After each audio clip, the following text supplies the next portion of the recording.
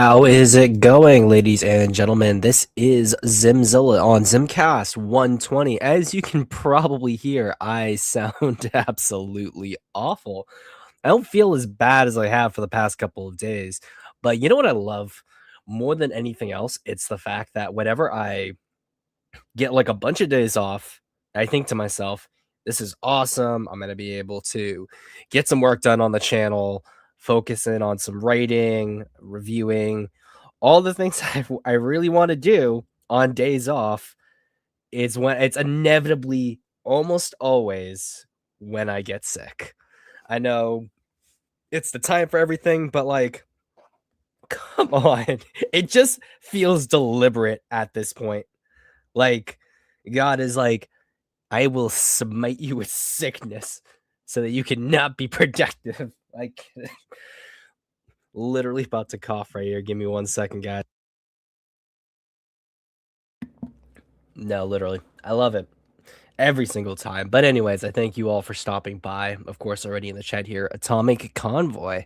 How's it going? How's it going? And for the everyone else watching across the different platforms, Facebook, Twitch, and YouTube, I thank you all for stopping by. And if you appreciate what I do here on the channel and you would like to help in any way, the super chats are always awesome, but as well, Patreon is always super important there, which is where I'll be posting stuff in regards to my book, Kaiju Quarantine. And already starting off with $5 from JDFVA. Thank you. Of course, just because I say super chat does not mean you have to super chat, but I appreciate it all the same.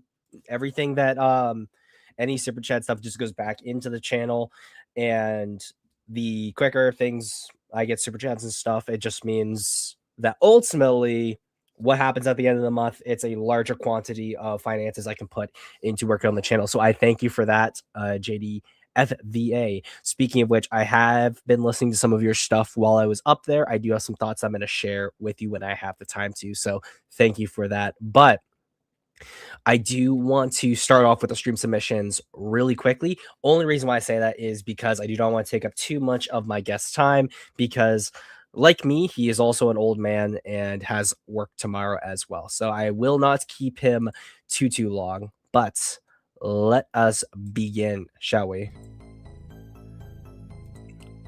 Now, our stream submission we're starting off with is 2 pieces by Hoshi, and now they are Dragon Ball pieces.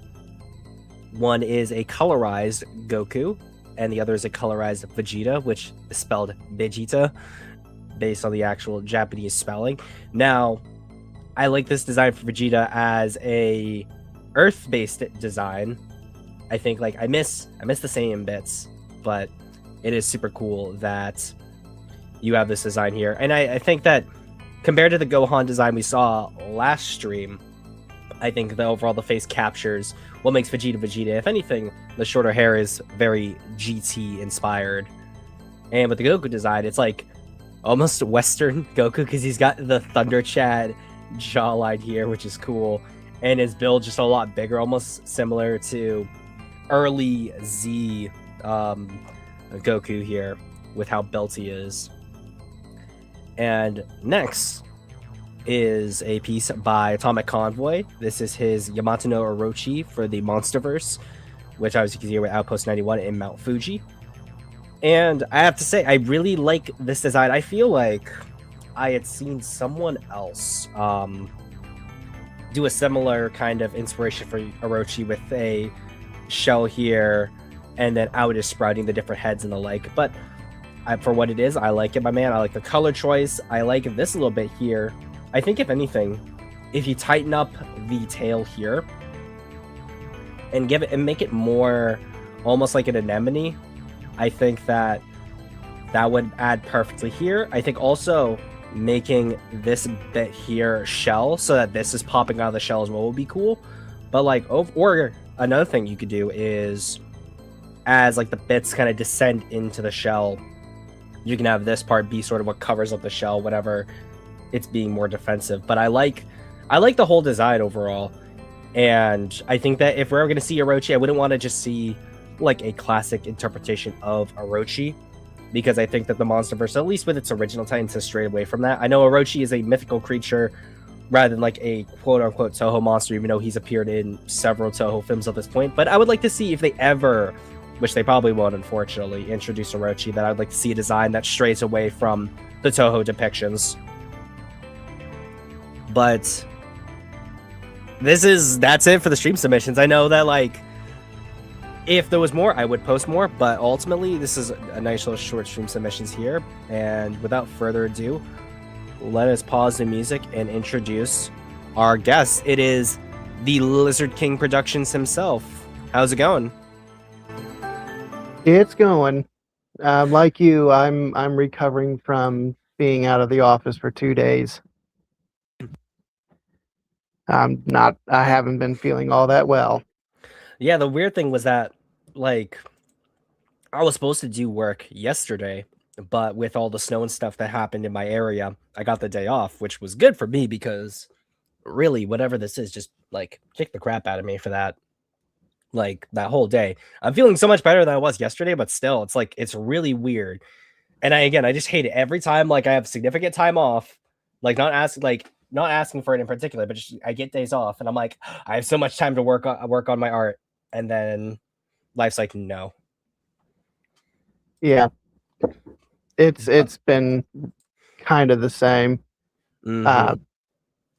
I mean, I try not to get sick, but I mean, in the line of work that I'm in, it's almost inevitable.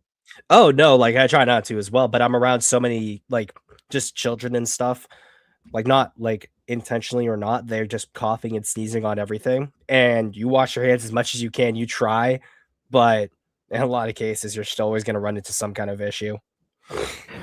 Yeah, it was the same for me. I worked with children for well over a decade. So I coughing, hacking, sneezing, and right in your face a lot of the time. Yeah. Mm-hmm. I guess that's the only like good thing about it is that once you get like when you do get sick, it's usually something that like takes you out for like a couple of days and then you're right back in. It's not like a whole like you're out for like a month. Yeah. I mean, I've noticed now that as I've been getting older, it takes a little bit longer for me to recover, not like how I used to. Mm-hmm. No, yeah, I feel that. Well, now I'll be feeling that more once I get even older. But enough about two old man rambling. Let's get into the art. And I guess we'll start off with this piece right here. And for everyone who doesn't know, but at this point, like you've definitely surpassed me in subs and all of that. Like, I guess talk to everyone sort of about your process and sort of what it is that you go about when it comes to working on your monsters, world building, writing, things like that. So, gonna hop on the subs just really quick though.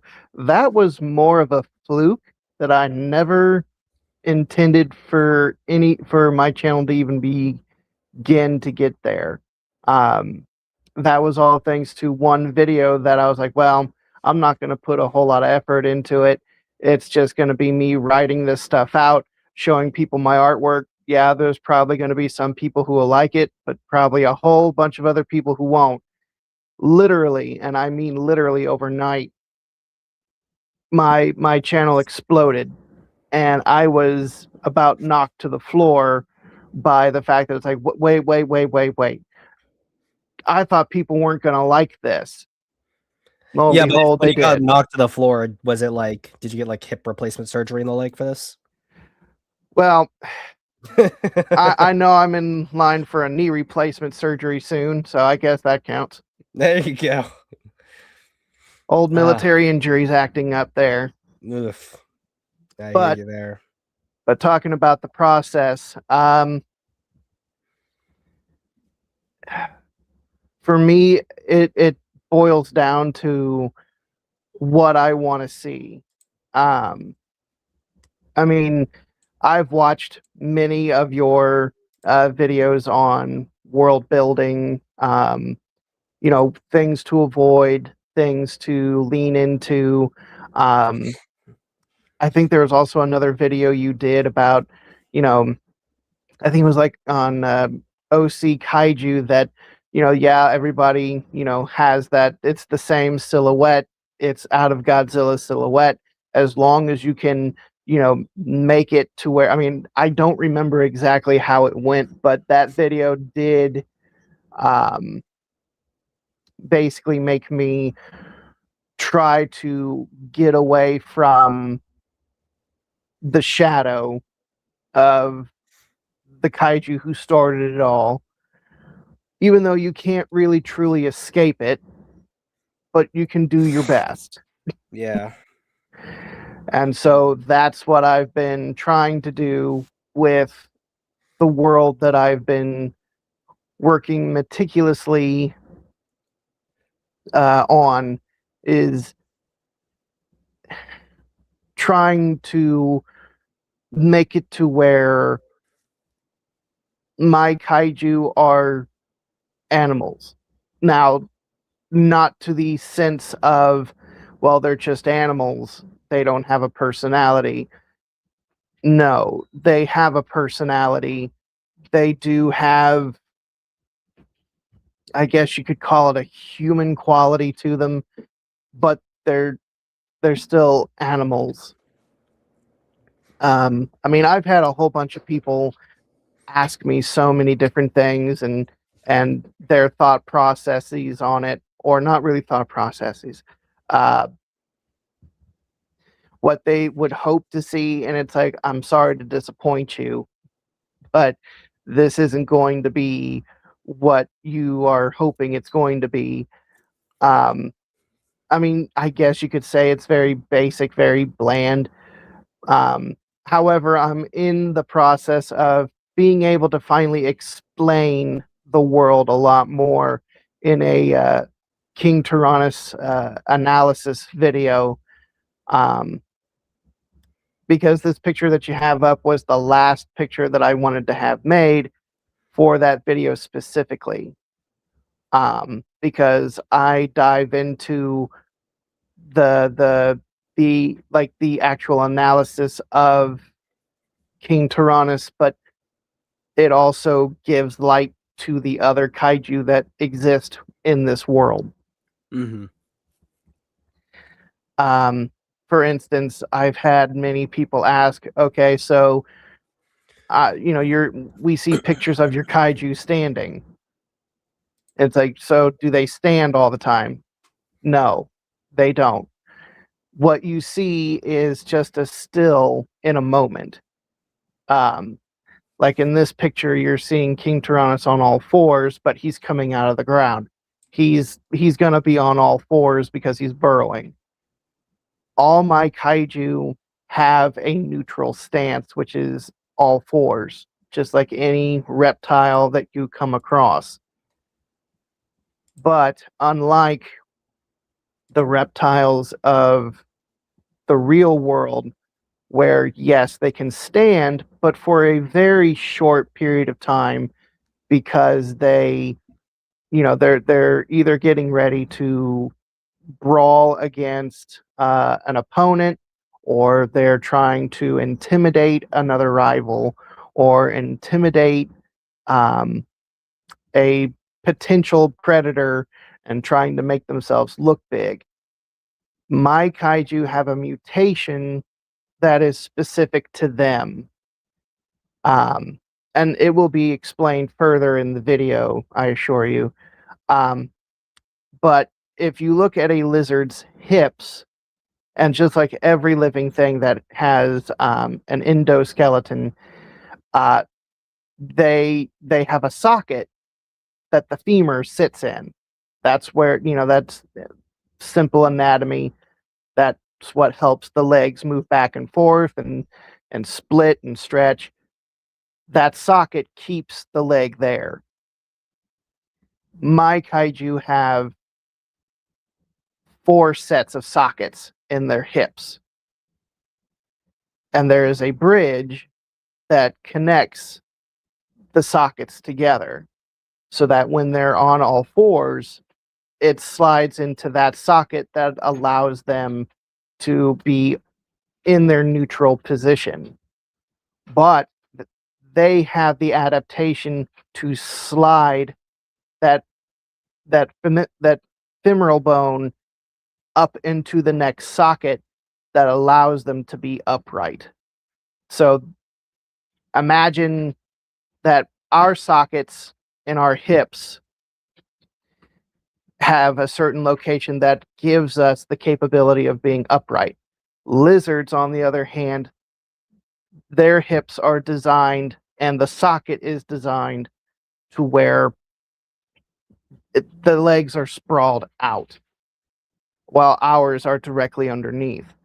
Their hips, my kaiju's hips, have that extra socket that is similar to a human's hip bone, so that it gives them that capability of standing upright. And again, I go into deeper explanations and things like that about these sockets. So when it comes down to world building, I try to put in as much knowledge that I have um, within the animal kingdom that I have from all the experiences that I have gone through, the sciences that are there, and giving a more clear explanation as to why. Because again, going off of one of the videos that you did about King Tyrannus, I think it was the very first one, the only one really, but where you talked about explaining why they're upright. It's like, well, I don't want them upright the whole time. So I had to come up with something that would be plausible within a mutation standpoint, but give it a reason why, if you know what I mean. Yeah, no, I know what you mean. But I guess with all the hip talk, we could say that their hips don't lie at all. Yeah, no, they don't. They never do. But I think also too, the one thing that draws me into your universe is that it feels American in the most quintessential sense, in that you're taking inspiration from Godzilla, but with a lot of these monsters, they're very much inspired by whatever their mutation, like the previous creature they're mutated from is, that gives them a almost Slurposaur or classic B movie monster look to them without feeling like just B movie monsters themselves and falling into the trap a lot of those creatures have, which is just, oh, it is just a giant so and so without too much else. Right. And that's what I was aiming for, was that I want to pay homage to what I grew up with. I grew up watching all those B movies of what nowadays people call them slurposaurs. Back then, we just called them lizard dinosaurs or dinosaur lizards, because that's what they were. They were just lizards with things glued onto them and then put into a miniature set and allowed to roam free. Um, and I really, that part of my childhood really stuck to me when it came down to the ultimate decision of what I wanted this universe to become, is basically a huge homage to the B movie films, but giving it more of a reality to it, instead of, where you can just sit there and go, oh, well, they say that this is a stegosaurus, but it's a monitor lizard with plates glued to its back. It's like, it's so out of place. You're like, but they say it's a stegosaurus, but this thing is eating enough, trying to eat another lizard that's supposed to be a T-Rex, but it's not a T-Rex. This is an iguana. It's taking the obvious that everyone knew, but putting it into a more realistic standpoint of, when you look at my kaiju, you can tell exactly what they are just by looking at them, the colors. And that was a big thing that I had to lean into, was that reptiles are not dull in color. At least the males are not. The males are brilliantly colored. Some of them are dull, but not all of them, because then you can also tell who are the males and who are the females, because the females are not as brightly colored as the males are, which I, again, leaned into that a lot. So you can probably tell that each one of my kaiju is male because of their brilliant colors. Like, yeah, for instance, the Amatis, the marine iguana, which everybody said that it was an homage to the 1998. Yes, it was. I will openly admit, if I could do Godzilla 1998 my way, it would look very much like Amatis. I was Maybe gonna with some say. tweaks. Well, no, it's funny because it's like, bro, I'm on the East Coast, so everyone who's not on the other coast is Midwest to me. Bro from the Midwest creates a mutated iguana that looks more like an iguana, but also behaves more like Godzilla than 98. Refuses to elaborate, leaves, play Giga Chad music. And also, here's the funny part to that. Uh, the the Godzilla model that was, well, let me go back a little bit.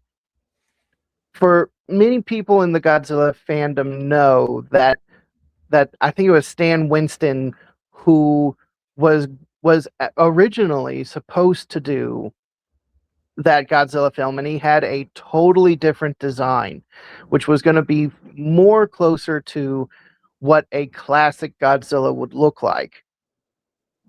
And I also ended up getting the figure from Rixan Custom Toys of Mm-hmm. um, that specific Stan Winston Godzilla. That was like one of his first too. I remember Yes. like the reason why I was aware of him was because of that figure. I think it was, speaking in the chat, I heard someone say 98. Yeah, exactly, because it's trash. But I think it was Vic who sent me Rick Sands actually his toy. Let me see if I can pull it up in the meantime. Yeah. What got me into Rixan Custom Toys was actually his Beast from 20,000 Fathoms. No, like it's so funny. Literally, Godzilla and the next one that comes up is the Stan Winston design. But yeah, his beast is Yeah. also good too. Yes. And so I used the actual sculpt from Stan Winston because there was a good image of the Stan Winston, it was the maquette. Which one are you And thinking of the picture? Because I probably know which one you're referring to. Because it's not this one right here. Is it? yes, that's it. Oh, it is that one. Yes, it's that one.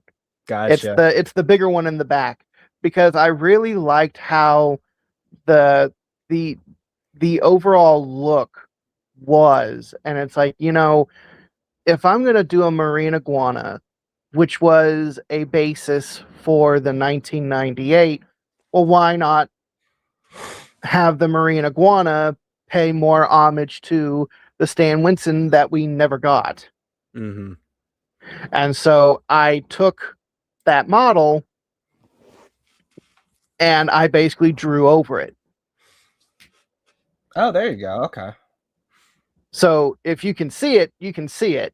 I can see it. I would probably say like the only things that are noticeably different is I think proportionally the arms are a little larger, as Yes. well as the legs are pushed back a little further. Because I think if Mm-hmm. everything was completely accurate, the legs would shoot up right about here, dip about Mm-hmm. there, and end up right about there. But no, I think actually, since you mentioned that you kind of drew over it, I think that a lot of like young artists and like artists in general will kind of look down on the idea of like tracing over things or drawing over something as reference.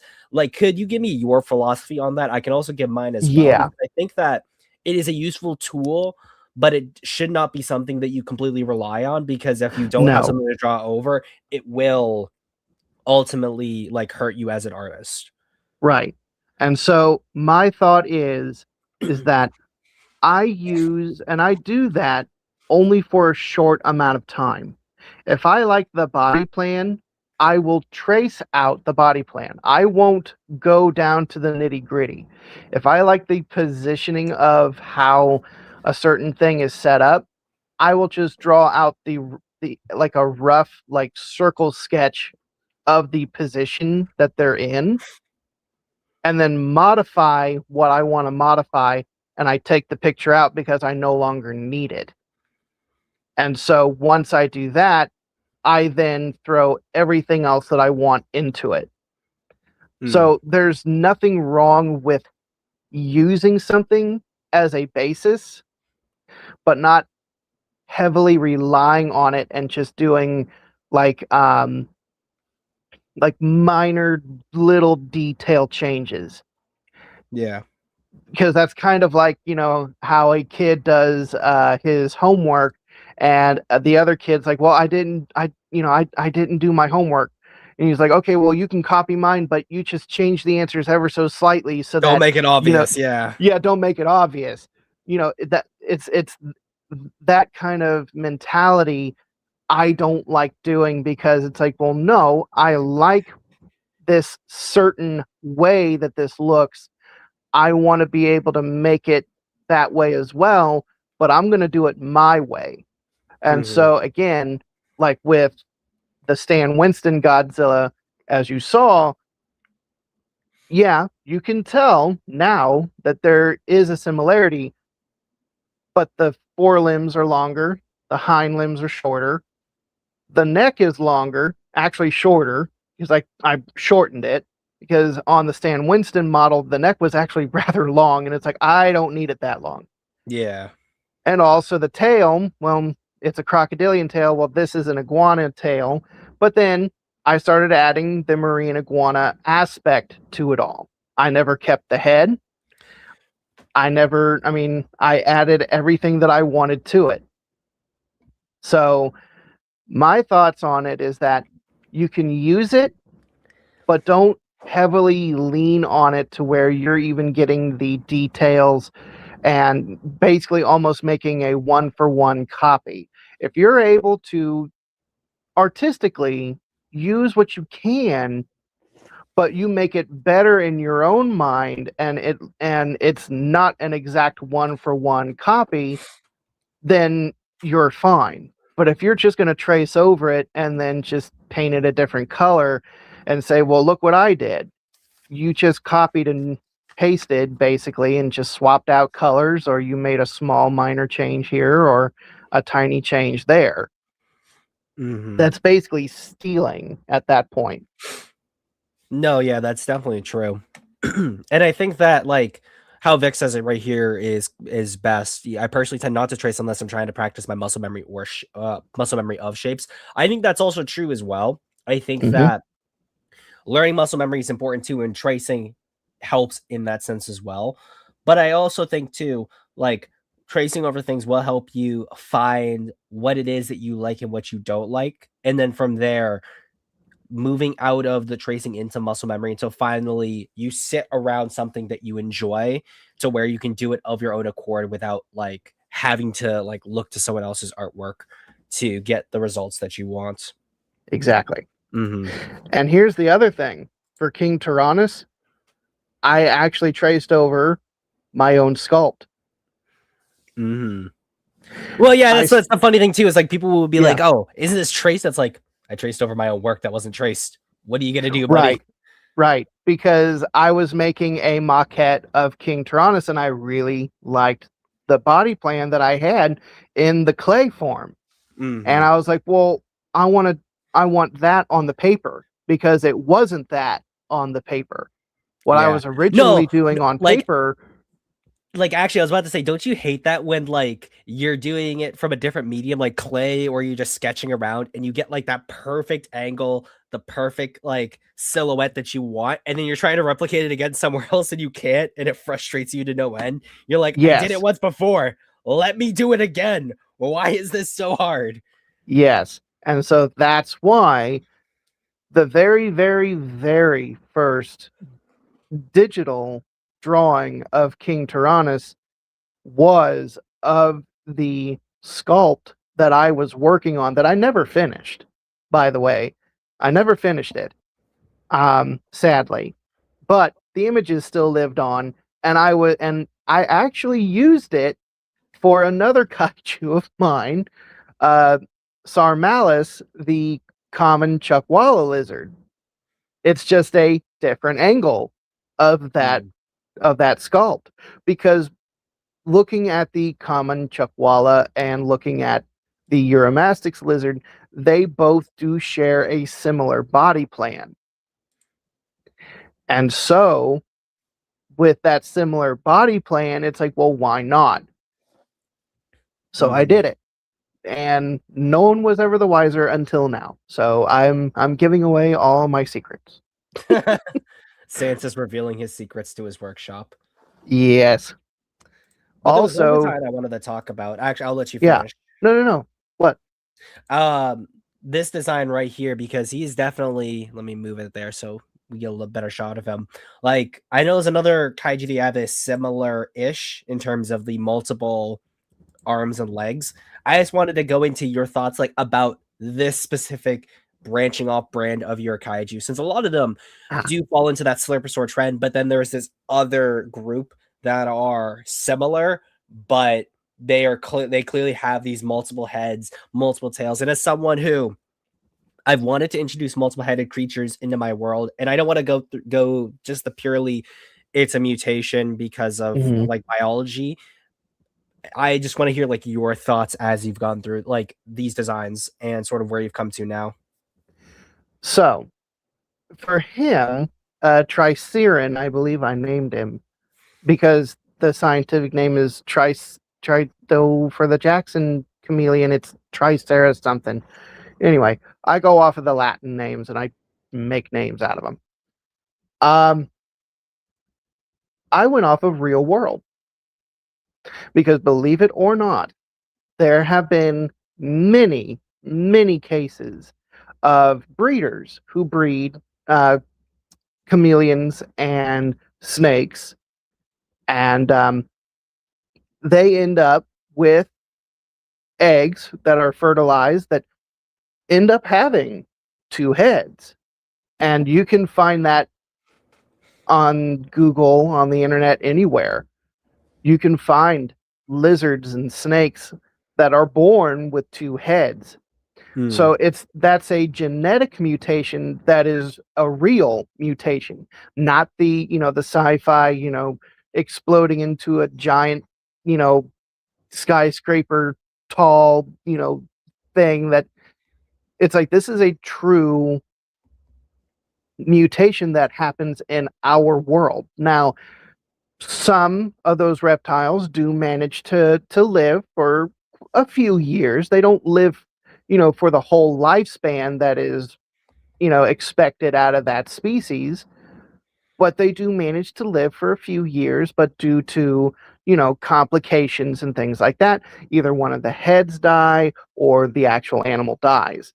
There's been many accounts of snakes, two-headed snakes that have lived for, I think, like 10 years, and then, or they had to do some kind of a surgery on that animal to decapitate the other head because that head ended up dying after a few years. So with me introducing at least these two for now, their mutations, I wanted to go this route because of how close it is to the real world itself. Now, I've never seen any other animal have more than two heads, because you can go back and look. There have been some sheep who the embryo split with two heads, or the heads kind of merged a little bit, but it was two. You never see three. Sometimes, even with like the giant Galapagos tortoise, Chelrung, he's a massive tortoise, but with 6 limbs. I mean, you can't see it in that picture, but you can kind of see, the ones in the middle behind King Tyrannus there. But there are animals in the world who have an extra set of limbs. but they don't function. They don't work. They dangle there. Kind of like the D-Rex. But even then, Yeah. Well, kind of, not even because then. like those ones are a little bit more functional, yeah. Yeah, they were more functional. They could still move, but Mhm. when it comes down to like seeing, like, for instance, cattle, there have been some times that you know a calf ended up having another embryo that merged in with it, but all that was remaining of that second embryo were the two legs that are hanging out of the back of that calf. Those two legs don't work, but they're there and they're fully formed. They just dangle there. So, but I took this with him with this route was that his size, he's the biggest out of all of them, which means that he outweighs all of them. Well, how is he going to support that weight? Because again, looking into the real world, even for the massive thunder lizards, the sauropods that even outgrew the Brachiosaurus, which we thought back then was the biggest dinosaur ever on Earth, when in reality there were the titanosaurs that were even bigger, but they lumbered. But even then, you're like, well, how does something that big, how is it capable of being on four legs? How is it supporting itself? Well, now imagine that titanosaur being 80 meters tall. How is it really going to support itself without an extra set of limbs to hold itself up? And not to mention, tortoises are heavy. If you've ever gotten a chance to pick up a fully grown tortoise, sometimes you can't. Mhm. And it's because of that shell that's on them, an extension of their spinous process. It's they're a tank. Well, how is this tank going to support itself? The tail alone and four legs isn't going to be enough. So it's like, well, why not have an extra pair of limbs? And the thing is, the tortoise wasn't a tortoise. For those of you, and maybe you, Zim, might remember this. When I was first starting all this, Chalrung was a sauropod. Yeah, I vaguely remember that. Yeah. He was a six-limbed sauropod. Actually, he was an Amagasaurus Right. or a Yeah. Margosaurus. Yeah, Margosaurus. Yeah, a Margosaurus. That's what he originally was. He was just a sauropod dinosaur with six limbs. And at that time, it was just more for aesthetics. Because a long time ago, I was just trying to keep up with the arms race of original Kaiju at that time, which was the early, I think it was the early, yeah, it was just coming into 2010. Yeah, well, it was 2010 that I started drawing King Tyrannus and all the other ones, and it was more or less just an arms race for me trying to get my original Kaiju out there, because that was when the OC Kaiju fandom exploded, was at Yeah. that time. No, I remember that. Yeah.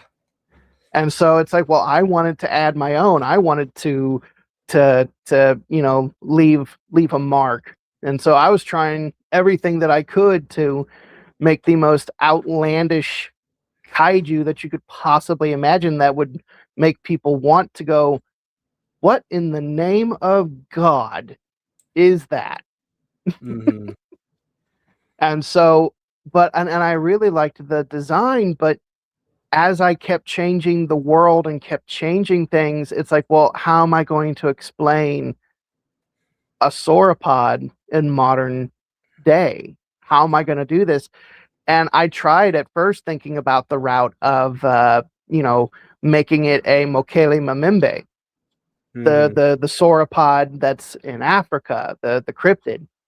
And as I kept playing with that, that's when the MonsterVerse was coming around, and when and that's when I started finding out that they were coming out with the Titans, and they were going off of, you know, Greek gods, myths, legends, and it's like, well, shoot. It's like I'm out of a job now. Yeah, it's like, okay, well, I can't do this now. So, but it's like, but I really like the idea. I like the design. So for a little bit, I put, and the creature's name was Amarga. I put it up on the shelf because, like, I don't know what to do with this right now. I still like the design, but I don't know what to do with it right now. And so as I started really working on King Tyrannus and what he really was, and then really planning out the rest of them along with him, it's like, well, I'm going with all reptiles here. These are all lizards. Well, why not stick with the reptile theme? And so I went looking around. I was like, well, what reptile could look like a sauropod? Well, I just started flipping through turtles and tortoises and lizards, and I came across a Galapagos tortoise, a male, who had his neck outstretched because he was getting ready to tussle with another male. And it's like, oh my God, that looks like a sauropod dinosaur. That looks like a brontosaurus just from the posture. And I said, okay, that'll work. And that's when I was like, well, I want to keep the 6 legs, but how am I going to explain this? It's like, well, to support his weight, he's going to be the biggest kaiju in my kaiju verse. He's going to be the biggest thing. Well, how is he going to support himself? Well, okay, well, there's the extra 2. They're there to support.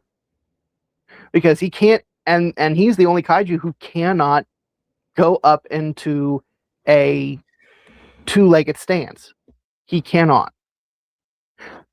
But he can support his weight for a short amount of time to allow his first 2 limbs to knock an opponent to the ground.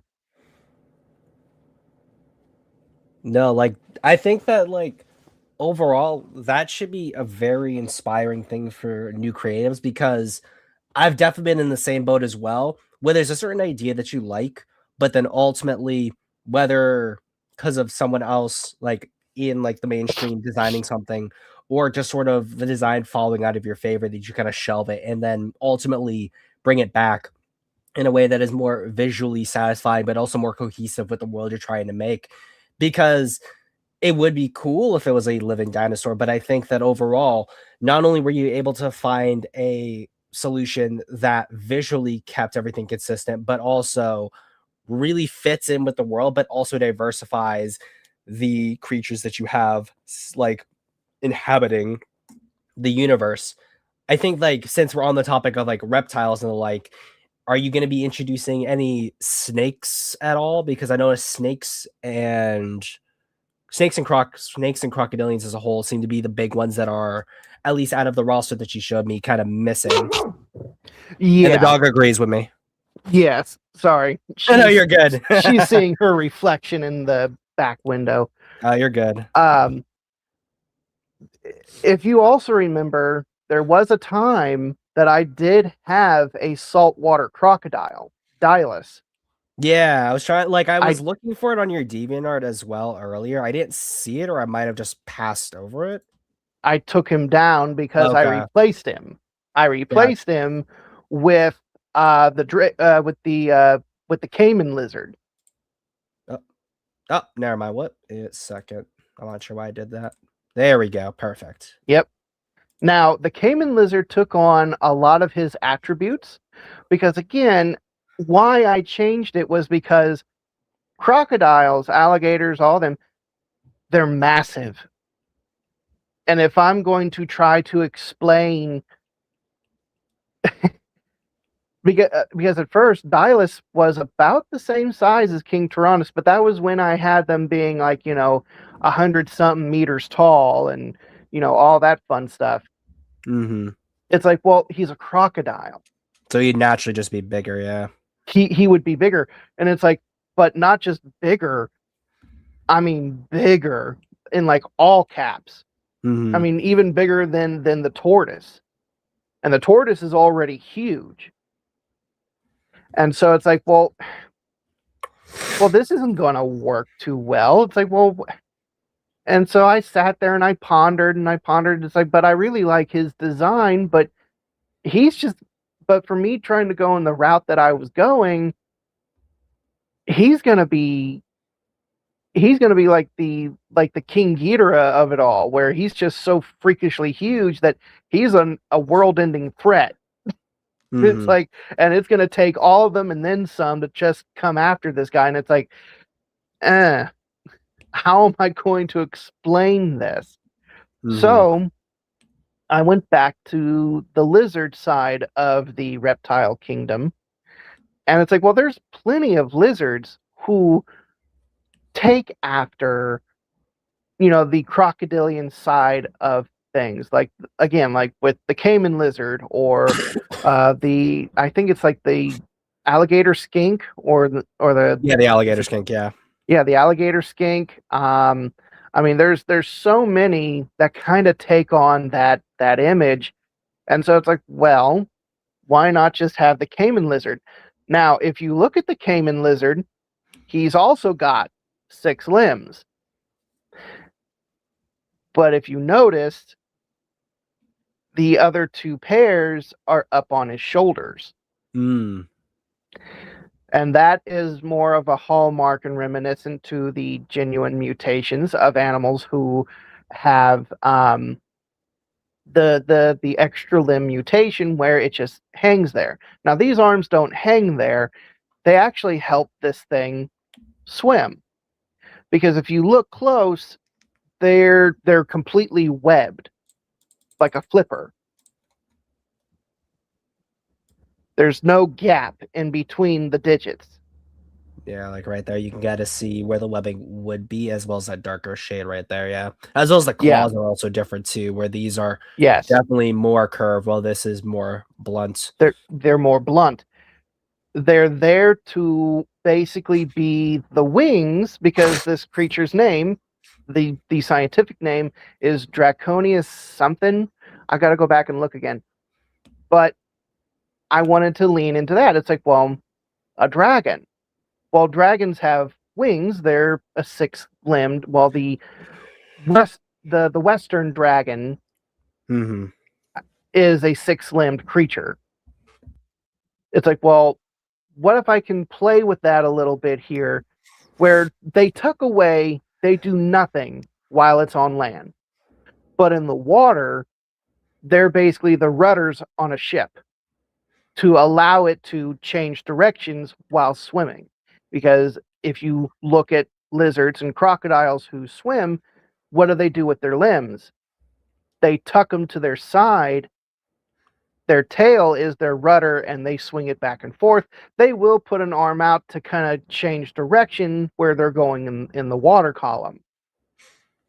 Well, what if this thing had these limbs that basically cover that for the animal itself, so that it doesn't need to use its other arms?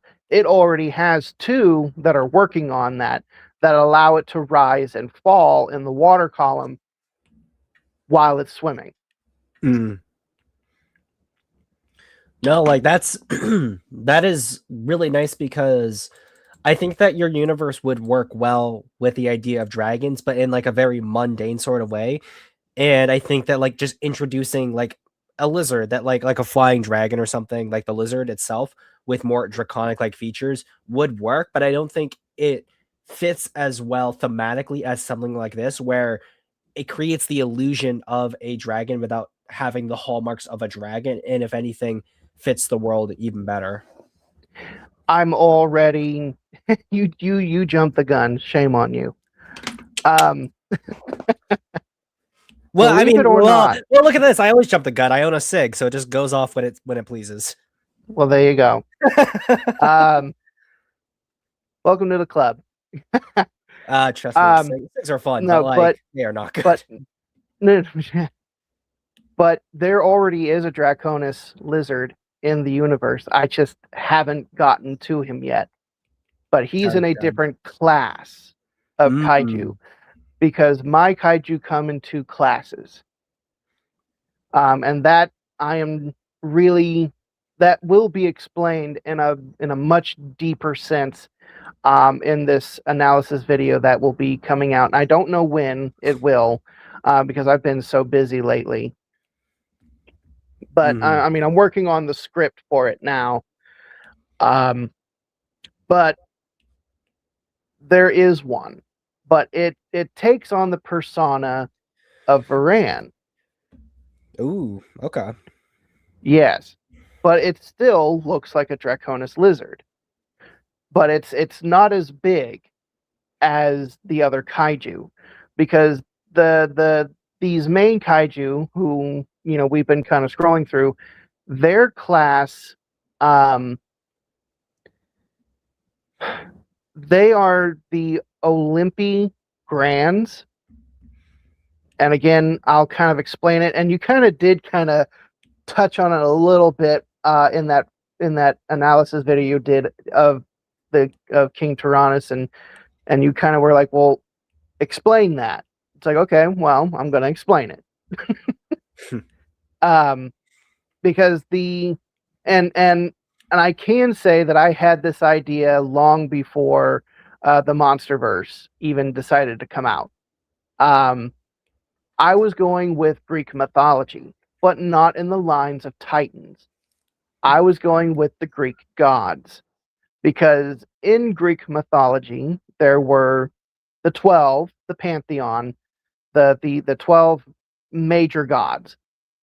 Zeus, Poseidon, Hades, um, Hermes. There were 12 major Olympian gods, but then there were the minor gods like Helios and I got to remember the god of death, and it's not Hades. Hades is the god of the underworld.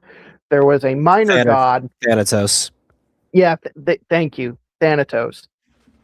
That he was a god, but he wasn't part of the big pantheon. So there were the major gods, and then there were the minors. How the world works for my kaiju is that there are basically 12 Olympian Grands or Olympi Grand kaiju. There are 12 of them. There are 6 of the vegetarian, and there are 6 of the carnivorous kaiju. So there's the 12. They're because they are in a class of their own. They are the 50 to 80 meters tall. Okay. They are within that realm. They are the biggest ones. The minors are the ones that are anywhere from 20 to 40, maybe pushing 45 meters. Yeah, and actually, I think you did show off one, so I might as well put one of them on screen too. Yeah, and that's one of them. That's one of the minor, the Olympian. He's a little guy. He's just a little happy guy.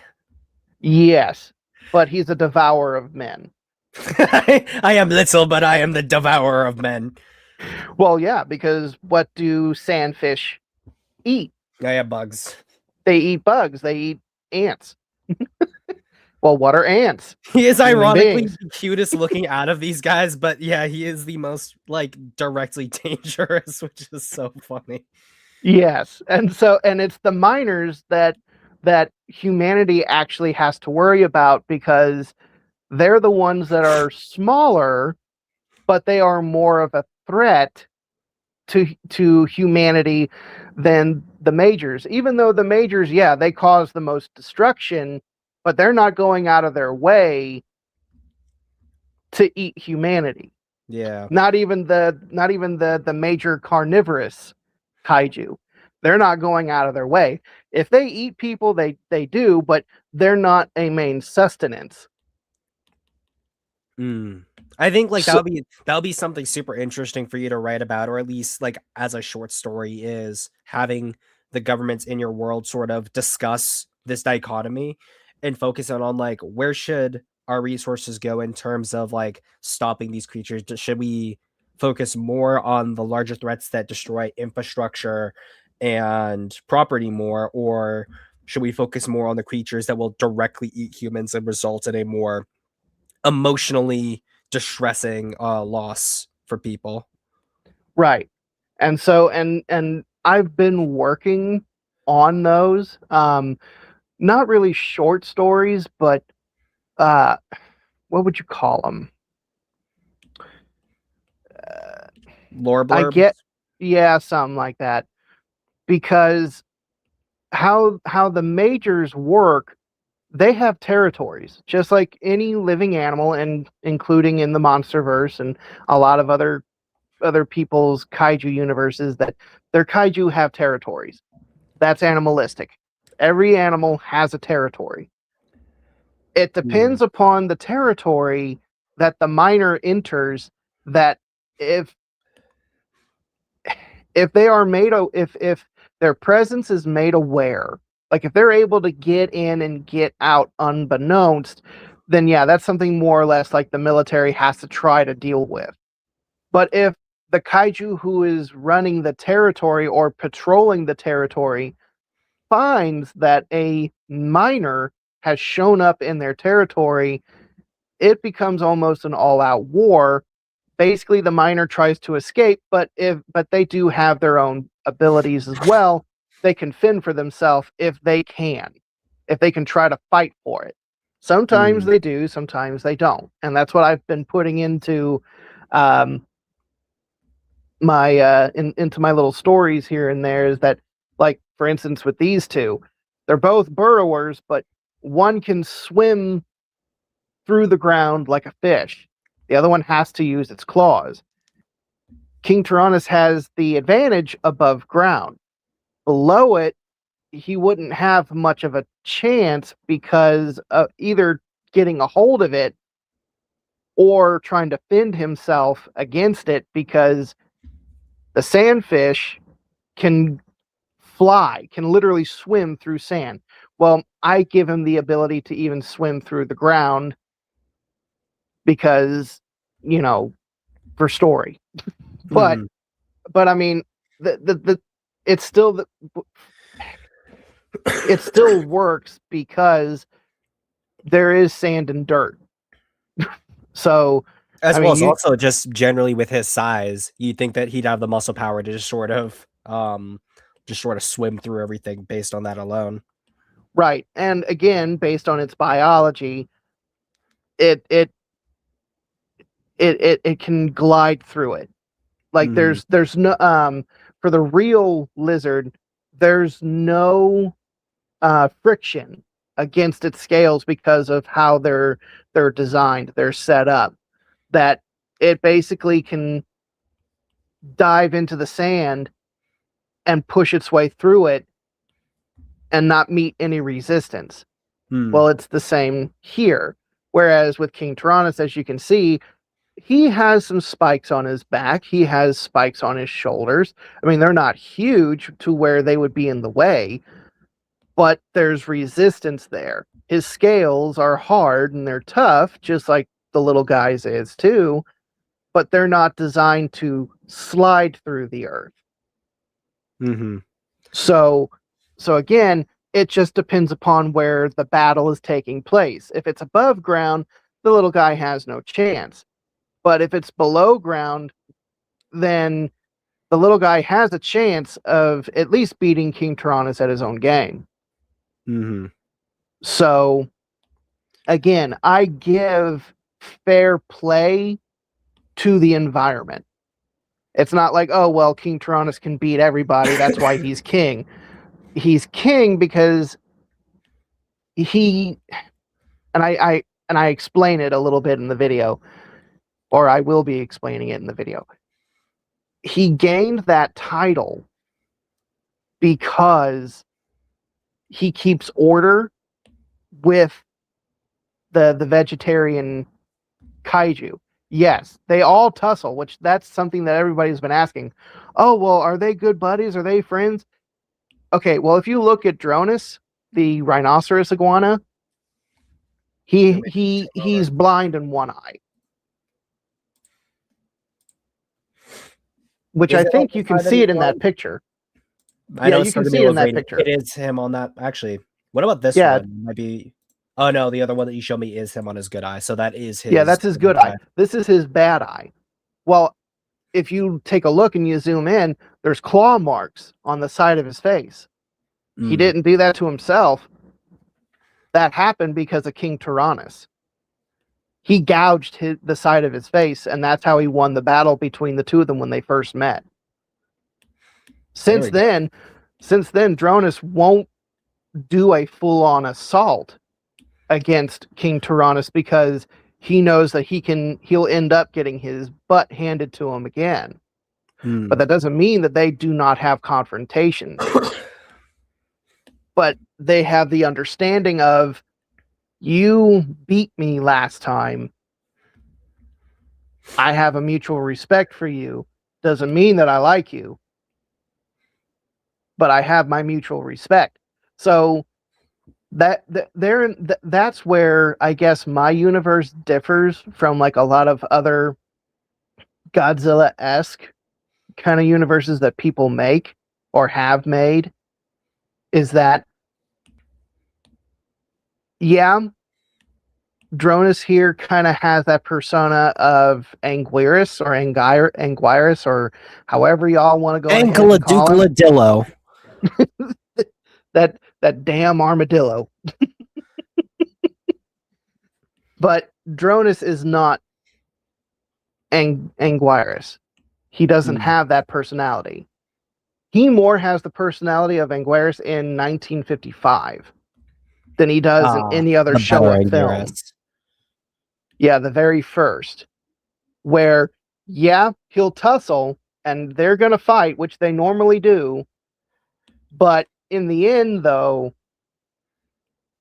King Tyrannus does come out on top, not just because he's stronger, it's because Dronus gives it to him, because he knows at that point he would rather live another day than maybe being put to death and not being able to live another day. Because King Tyrannus will put an end if he needs to. So again, that kind of will fall into the, the balance and the thing in the MonsterVerse, but the balance of nature. I'm sorry. Yeah, I know. But that's where the difference therein lies, is that King Tyrannus will do it. He will kill whoever comes up against him if they really want to push that boundary. But he's gone up against each one and has brought them to their knees, but decided that, well, he's not going to waste his energy putting an end to them. If he can put them into submission, and he'll leave it at that. He doesn't need to waste any more energy. Because they all still need to eat. They still all need to have the energy to move and walk around. And, they're still animals. And if you look in the animal kingdom, fights happen all the time. Do they end in death? No. They end up with both of them being bloodied up and bruised, but there's a winner and there's a loser. The only time that a fight comes down to the death is either for mating rights, and the other will not back down, period, or for food rights or territory. And it is, no, I'm taking your territory, and there's only going to be one of us standing. Now, does that happen often in the animal kingdom? No. A lot of fights in the animal kingdom are just taunts, threats, maybe a small tussle, maybe some blood is shed, but it's more of a strut and, step and strut. It's just basically showing, okay, who's bigger here. And usually when it comes down to it, the bigger one is usually the victor. Now, King Tyrannus, he's not the biggest, as you have cleared, you have seen. There's plenty of other kaiju that are far bigger than he is. But he still demands that respect from them because of his tenacity. And that's where he gets his title of king. Because he doesn't back down. And I also wanted to say there was another title that I feel like you should add to him, since you have the majors and the minors, and Intestine Inspector said it best. Tyrannos, king of kicking children. Okay, Ike, kick the baby. Okay. Oh, kick the baby. Kick the baby. Kick the baby. Ah. Well, yeah, he's more in referencing to the tiny little guy. It's like, yeah, kick the baby. Kick the baby. But I also know we're at the hour mark, and I know I don't want to keep you too much longer. And since we haven't talked a whole lot about your like original Godzilla stuff, and since you haven't done a explain video on this, if you want to give everyone a small little bit of discussion about this guy right here before we end it off. Yeah, and I'm perfectly fine with that. If it stretches a little bit, it stretches. I mean, I didn't want to go for like a full 3 or 4 hours like some of these do. No. These are all a lot smaller, more personal. So, this picture is actually of the Heisei LKP Gojira, which will be seen quite a little bit, in season 2 and pushing into season 3. And I've actually had a whole bunch of people ask, okay, well, what if you're going to do all the Godzillas? Well, then, how are you going to explain Shin or the MonsterVerse or Godzilla 98 or Godzilla Earth? And it's like, it's not going to go past that. And I've actually upset quite a few people saying that. They're like, well, wait, why not? There's so many others. Like, it's not going to go past that. I mean, yeah, it may go into the millennium, but that's about as far as it's going to go. Because how this is set up is that the very first one, the very bloody one, which I have had such a mixed bag on, from hating the design, why is he so bloody? He's a zombie, to, wow, this is an amazing interpretation. It's like, okay. So that's why, first of all, I did what I did with this picture here that you see. That's the Showa. So the top one, the bottom one is the very first one, the 1954. That one died, which we can all say that, yes, the 1954 Godzilla died due to the oxygen destroyer, and that it was hinted at that if man keeps, playing with nuclear activity, that another Godzilla-like creature can surface again. Well, we get the 1955 Godzilla raids again. And that's basically the same Godzilla, in my continuity at least, is the same Godzilla from 55 until 76. And it looks somewhat similar, but it is different. The face is a little bit different. The face is darker than the first. The face is not as bloody. I mean, there is still blood, and I've had a lot of people say, "Oh, well, he's no longer bloody." No, he's still bloody. You can see it. Zoom in, you can see it.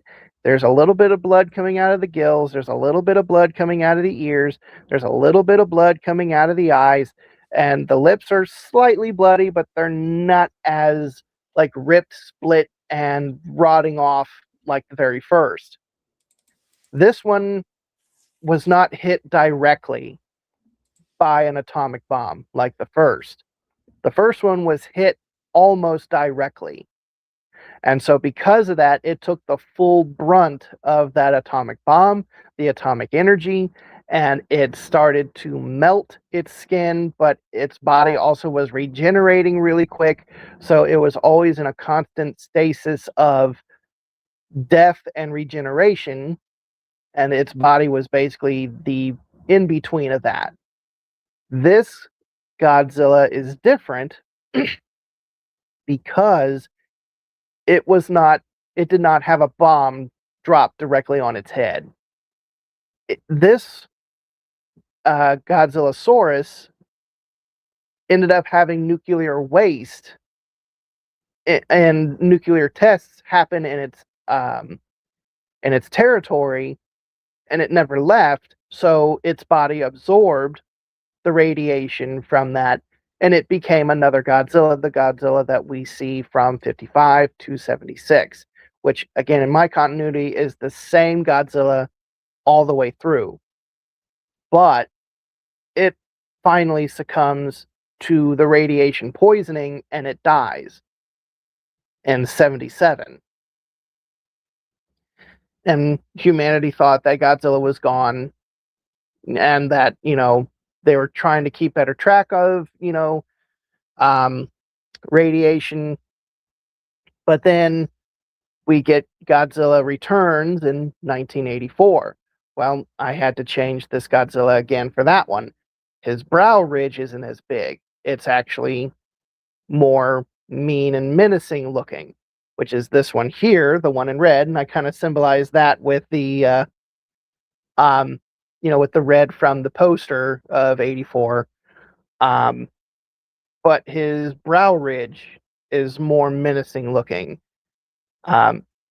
He still is bloody, but not as bloody, and his fins are different, which I made them more like the 1984 Godzilla.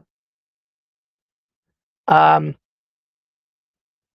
this one only survives until 95. Because in 95, we all know what happens to him. He becomes Burning Godzilla. He melts down. And that's when people start asking, wait a minute, what about Manila? What about Minya? What about, it's like, well, Minya doesn't exist. But Junior does. Oh, well, is he going to be like a green, kind of guy? It's like, I'm still working on that one, folks. I haven't even gotten there yet. Don't make me jump there yet. I'm not even there yet. But there is a Junior. And then Junior becomes the Millennium, which I'm really trying to work on that design. Because since in the Millennium series, his look changes so many times. And so it's like, I got to try to find something that will basically hallmark to all of them so that it pleases everybody. Because now this is not just, a little passion project for me anymore. At least the LP Godzilla stuff and the speculative evolution. This is now for the viewers. So I got to try to find some kind of happy, medium somewhere that will make everybody happy. I guess that is true, but I think also it is still a passion project for you as well. And I think that your creative vision shouldn't be sacrificed at the altar of like your fans. I think that respecting your fans and trying to do best by them is very important. But I also feel that they are coming for your creative output. And I think that if there's something they want from you, seeing what you can do is possible, but it's not always going to be the case. And maybe an idea that they have doesn't pan out exactly how they want it, but maybe you can retool it somewhere else. I think that's always like the most important way to like strike that balance between doing what the fans want as well as doing what you want as like a creative. Right. And so, and again, that's why, I said what I said, which was, trying to find that happy medium between making the fans happy, but making myself happy and what I would be happy with. Mm-hmm. Because, I mean, there's a whole bunch of dorsal plate designs and so many different designs for the Millennium series that it's like, there's some that I didn't like and others that I really did. Mm-hmm. But it's like, I know that everybody else out there, including myself, has their favorites and they're not favorites. So, I mean, will any YouTube creator, oh shoot, now I lost my train of thought. Will they ever make any of their fans ever happy? No. There's always going to be those who are upset about it and want But I it think their what you way. mean is that will you always like please every single one of your fans? Yes. I think, yeah, no. And it's like, no, you never will. No one ever will be able to please all of them. I mean, even in the Godzilla fandom, there's a lot of fans who are not pleased with certain ones and hate certain films and love certain ones, while other ones say, no, that one was my favorite. You did. It's everywhere. So Yeah. Well, I think too, like, especially nowadays where everything is so hyper commercialized, there's this drive from like investors and stockholders that everything needs to appeal to everyone, when in reality, when something is more niche and is more specific to a collective like community and a certain vision, then that's where you get like the most dedicated fan bases and those people who will shell out all of that money. Of course, like you will have whales in like these bigger communities and the like who will just kind of buy whatever it is out there. But I think that for a healthy like community and a healthy like creative process for the creator themselves, I think being as specific to a certain group as well as a certain idea as possible is way healthier in the long run. Mm-hmm.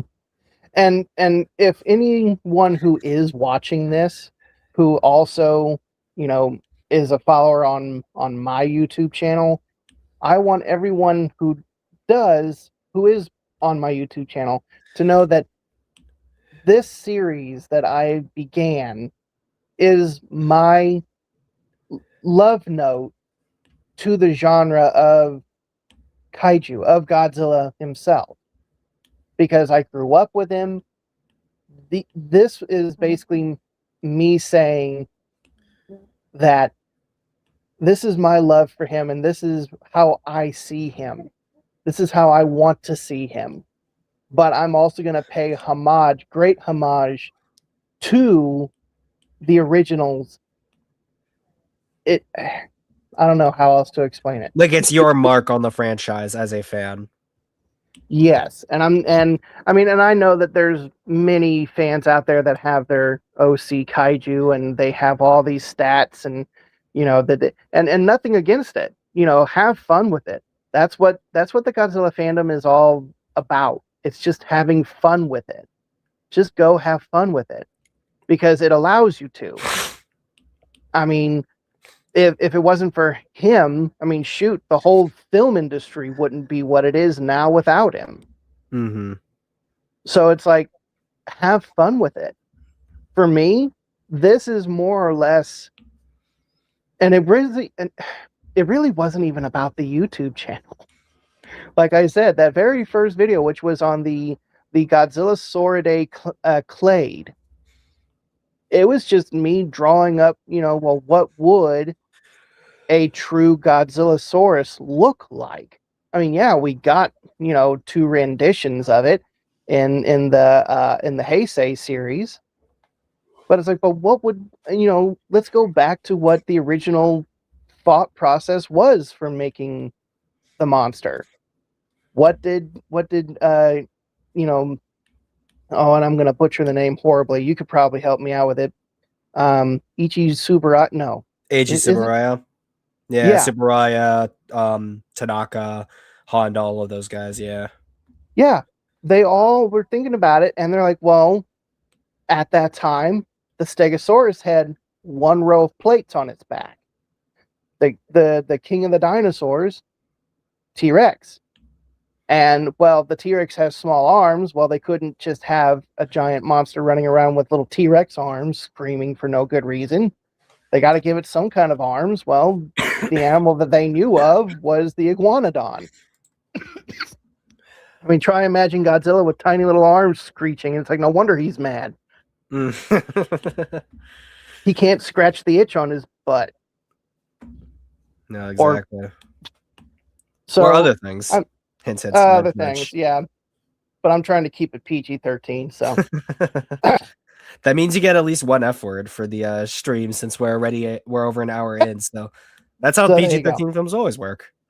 There you go. But and that was my initial thought, was that, okay, well, let's take the modern renditions and throw them together this time. What if Godzilla was made today for the first time, and this was still the same thought process? How would he look now? Well, he would have still the Stegosaurus plates, but instead of being a single row going down its back, we found that it's a double row of plates going down a Stegosaurus's back. For a Tyrannosaurus, they're not straight up anymore. They're forward facing. They're more horizontal. And the Iguanodon, well, still has the giant thumb spike, still the longer arms than a T-Rex. So what would that look like? and then I just went off from there, and I just made 4 separate species.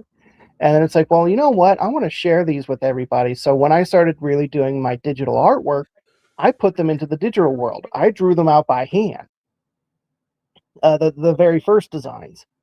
But I didn't like some of them, so I modified them when I put them into the digital world. And then from there, it's like, well, I had so many people liking the pictures on DeviantArt. I was like, well, why not? Maybe I have a YouTube channel. It's not the biggest thing in the world. Why not just make a short little video, take the blurbs that I made that I've already written out on DeviantArt, have some kind of an AI voice put to them and to basically read out what I have written.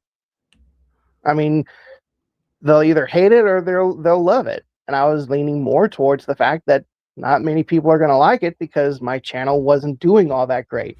I wasn't even at 1,000 at that time. But like I said, overnight, when I put that thing out there, my channel exploded in a way that I never thought it would. And now you're at like, I think 6K now? Yeah, I'm actually pushing 6.3, almost pushing into 6.4. Hey, nice. So, and it was, and because people were asking for more, it's like, okay, well, since you guys really liked this, then let me see what else I can do. And from there, it just became a project that, a lot of people, wanted to be a part of or wanted to see more of. And a lot of people were excited to see it. Now, again, I've had many people putting out there that, well, you need to do this. You need to do that. We need to see this. We need to see that. It's like, well, I'll listen to your guys' voices if you pay for it. But this is more me just having fun. If you want me to do this, you got to pay me. It's going to happen down the road sometime soon. Don't know when. But if you want this now, you pay me now. Yeah, it's like one of those things. I know where, that sounds awful, but no, it's not awful. It's like those cases where if you want to do this and you want to like have the freedom to work on it, then unfortunately income is always going to be like a very, very important thing to consider for an artist. And it isn't like super, super common, but like sometimes on my channel, there'll be like that one person who like, it's not someone I know from the Discord. It's not someone I interact with regularly who will just kind of ask for you to draw something. And then you'll just be like, well, I can do a commission, but like I can't really just work on something else at the time. And then like either they like never see them again or they will continue to. And I think that's also the thing where you have to like wonder who is or who isn't a child in this case, because sometimes like it's like, well, I definitely can't do this. And then they'll just be like, well, I'll see you next time when you do it. And you're just like, okay. Yeah. And then and like, that's what I've yeah. And the big one, the huge one, the one that I see constantly is Mothra. And I've gotten one zinger liners on a lot of my the videos that I've put out. Mothra, when are you gonna do Mothra? Mothra. It's like, okay, guys, hang on. Mothra is one that, and to be 100% honest, I have been dreading to do anything with her. Dreading it. Because in the world that, or the speculative evolution that I have been doing, moths or butterflies for that matter, they are virtually unchanged. You go back in the fossil record, and I did research on it because I had an explosion of Mothra requests. So I was like, okay, well, let's take a look at some prehistoric moths or butterflies, and okay, let's see what we've got. They all basically look the same. There's nothing unique about them. They're all the same from the beginning to now. So it's like, okay, now what? So I was like, okay, well, and I tried to appease some people where it's like, she will have an analysis video. She just won't have a speculative evolution video. That one also upset quite a few people. It's What? well, like Why what's not? interesting is that like when it comes to Mothra in particular, even like now with the Mothra book in the like you can find it at certain bookstores if they have ordered a few in. They aren't in the same section. Godzilla, the that book is placed in sci-fi, whereas the Mothra book it is placed in fantasy. They're on two different sides of your shelves. Yep. And in our system, when we put them in, one's fantasy, one's sci-fi, which it's ironic in the sense that like people always like wonder, well, is Godzilla sci-fi or fantasy, given the nature of what Godzilla is? And funnier still, when I guess spoilers for anyone who hasn't read the Mothra book, Godzilla is directly mentioned by name and it shares continuity with the two other books, Hmm. but they're separated completely. They are. Yeah, And the fact that Mothra has god or goddess like power. And it's like, okay. I mean, even in the Monsterverse, which again, I love that version too. And I will admit, when I saw Mothra for the first time come out of that cocoon, out of that waterfall, I will be the first to admit, I teared up because it showed the majesty and the goddess like, persona that is due to Mothra, because Mothra is considered a god. She is worshipped by the people of Odo Island and Impet all the other Island. islands that and Ember Yeah. Island as well, and all the other islands that she has ever inhabited. So it's like giving her that sense in Godzilla King of the Monsters, and even when she shows up in her God Rays, doing her God Rays ability, when everybody thought that Godzilla died, and just the way that she shows up in a god-like manner, and also giving that hope that Mothra usually gave in the Heisei or the Showa era. It's like they paid great homage to that. So it's like, okay, but that's not what I'm doing in the world that I've set up in the LKP series. These are real animals. Well, I think How like am I also going to? it is always that kind of desire when anyone does a Godzilla fan series that the onus is on that fan series to introduce every single Godzilla monster into the world, regardless of whether it makes sense or not. Right, and that's the thing. I'm not saying that I'm not going to. There's just certain ones that I'm not going to do a speculative evolution for. They will Mhm. have an analysis video, which will go into how the creature became what it was. Uh, and I like with, for instance, King Ghidorah. I'm sticking to the fact that it's an alien, plain and simple. Good. It's an alien. I am not, and I've had people like, oh, well, why aren't you doing a speculative evolution on him? You could do this and you could do that. No, he's an alien. He's outside of our laws of science and physics. I'm not going to try to force an alien creature into into the world of evolution when I don't know how evolution works on a different planet. I don't know how it's going to work on somewhere else. I mean, I could do one, but it's going to be a super speculative. It's not going to be based on reality at all. Period. The end, like how Mhm. the other ones are.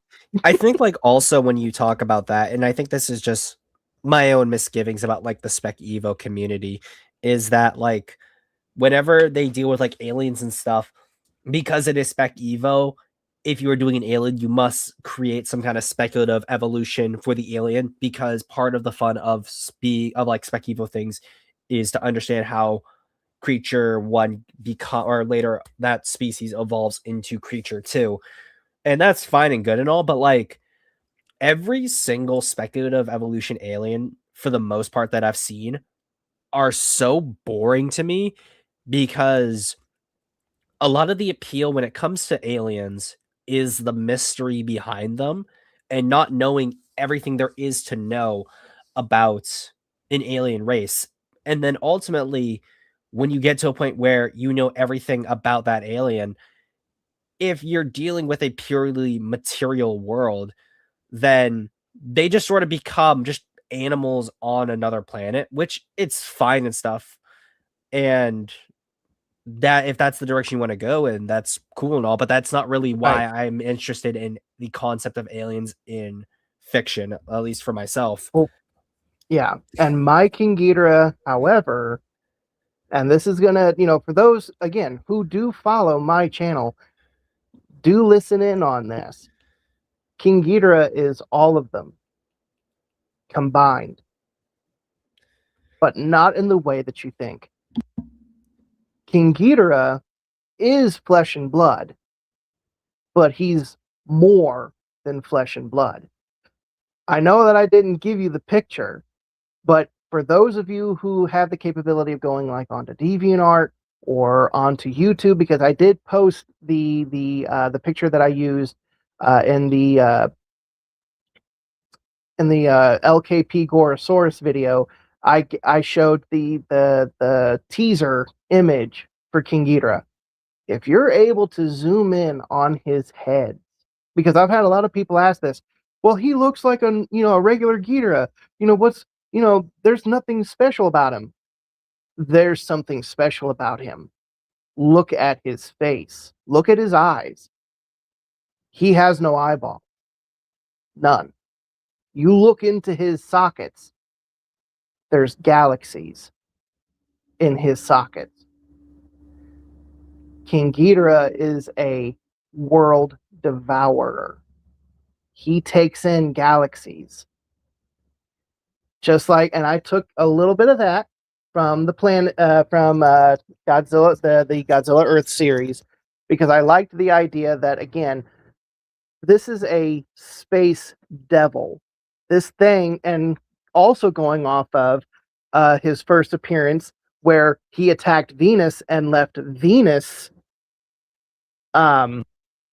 desolate.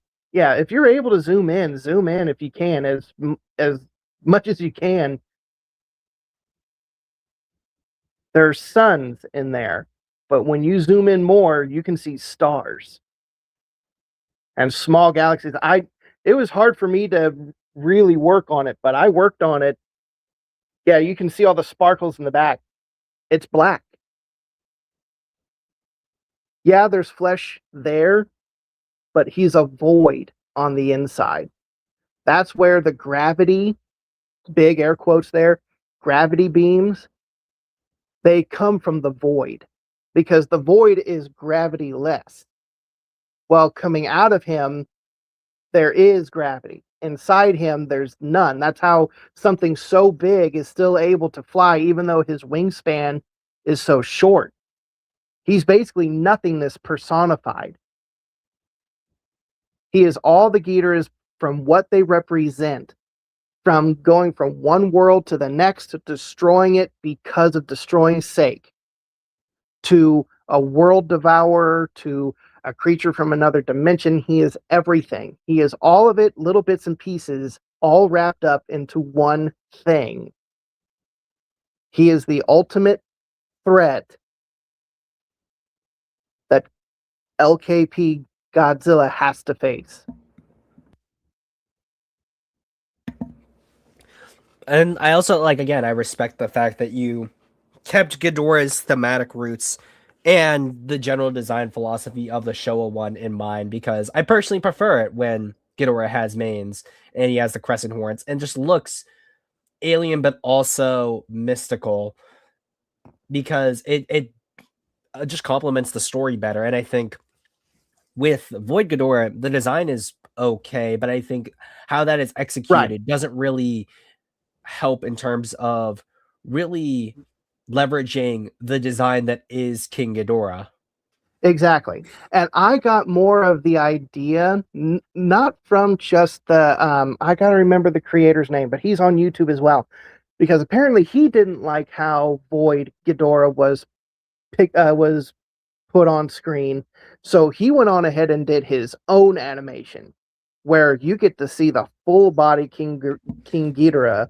Oh, you're I talking about the forget. one where he like actually fights against Godzilla? Because I think I know which one you're Yes, talking about. Yeah. yeah, he's not just some noodles coming out of a black ball and is only able to interact with our world because of a coin shoved into an alien's eyeball. Mm-hmm. I mean, it's like, yeah, I mean that, and like what you were saying, I like the idea. The concept was great. That it's like he's a cosmic being that is basically death personified and emptiness personified and the void personified, and he's a swallower of worlds. But you could have done so much more with it, though. Mm-hmm. So, I mean, and that's where I kind of drew a lot of, well, not a lot of, but maybe about 50% of my Ghidorah's personality is that he does not care. All he cares about is taking new life because it stretches his. Even though, yes, he's basically a god esque, but he also is mortal. Because if he stops devouring, he ends. So So kind of like similar to Galactus in that sense. yes, yes, that's basically my Ghidorah. Is that he's and just like in the films, in the Showa films, where it took the combined might of several monsters to come up against him, it only prolonged the inevitable because Ghidorah shows up again, and he shows up again, Mm-hmm. and in the Showa era, he shows up again. And I've had people try to tell me, okay, well, explain to us about the Heisei then, because he gets a complete origin rewrite. Yeah, he does. Not in mine. He just Yeah. shows up again. Yeah, just like as much as I love that movie, I've never been a huge fan of Ghidorah's origins being rewritten.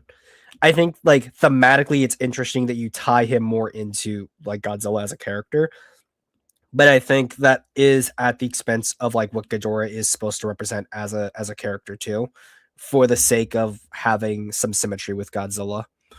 Mm-hmm.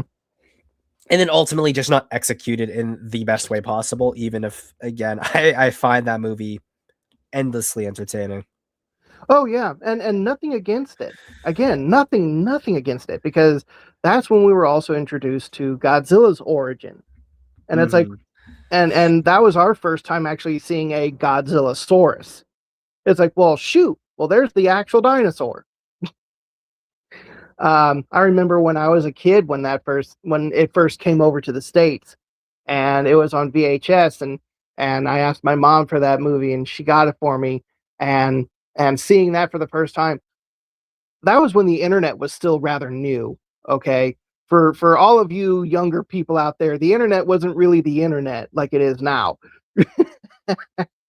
I had to. I was so excited seeing a Godzillasaurus. I was like, "Are you kidding? There's actually a Godzillasaurus." So I went looking up the dinosaur. I will be 100% honest. I went looking up that dinosaur, like, it's real. Let me go find this dinosaur. Come to find out, no. And then come to find out, many years later, they named a dinosaur after it. I forget Uh, specifically when Gojirasaurus as a dinosaur was described. I want to say it was around the same time. n- n- no, I think it was. I think it was about another 10 years after. I'm just oh yeah, it was described in 1997. Yeah, So like a yeah, little it was bit a few after years King after. Ghidorah. Yeah, but before I Yeah, was born. That's what I was saying more. yeah, Because I because remember it was like during Godzilla like the versus 90s.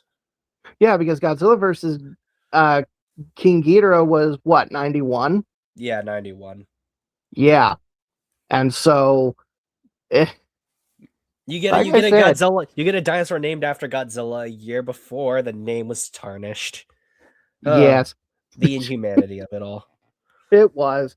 So again, it was at that time when I first was looking it up, there wasn't any, and I was so disappointed.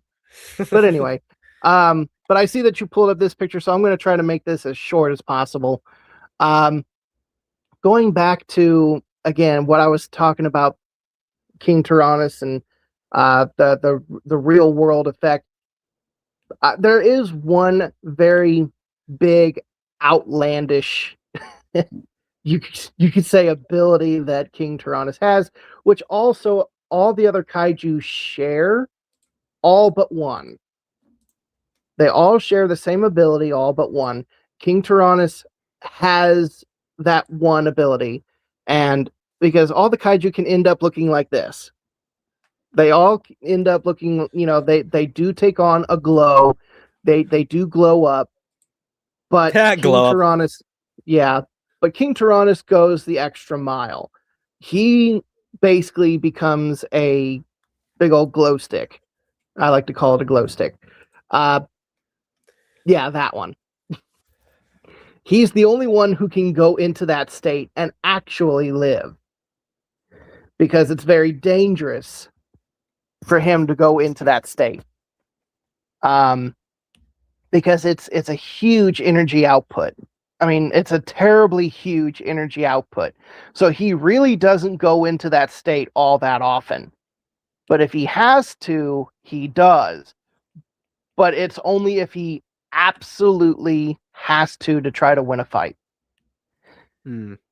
But due to that, it is so taxing on his body afterward, because he doesn't even stay in that state long. He can stay in gamma rage longer than gamma wrath, which gamma wrath is the full glow up. He can only be in that state for so long because it's depleting his energy reserves. If he burns up all of his energy reserves, his whole body shuts down, like almost to the state of death.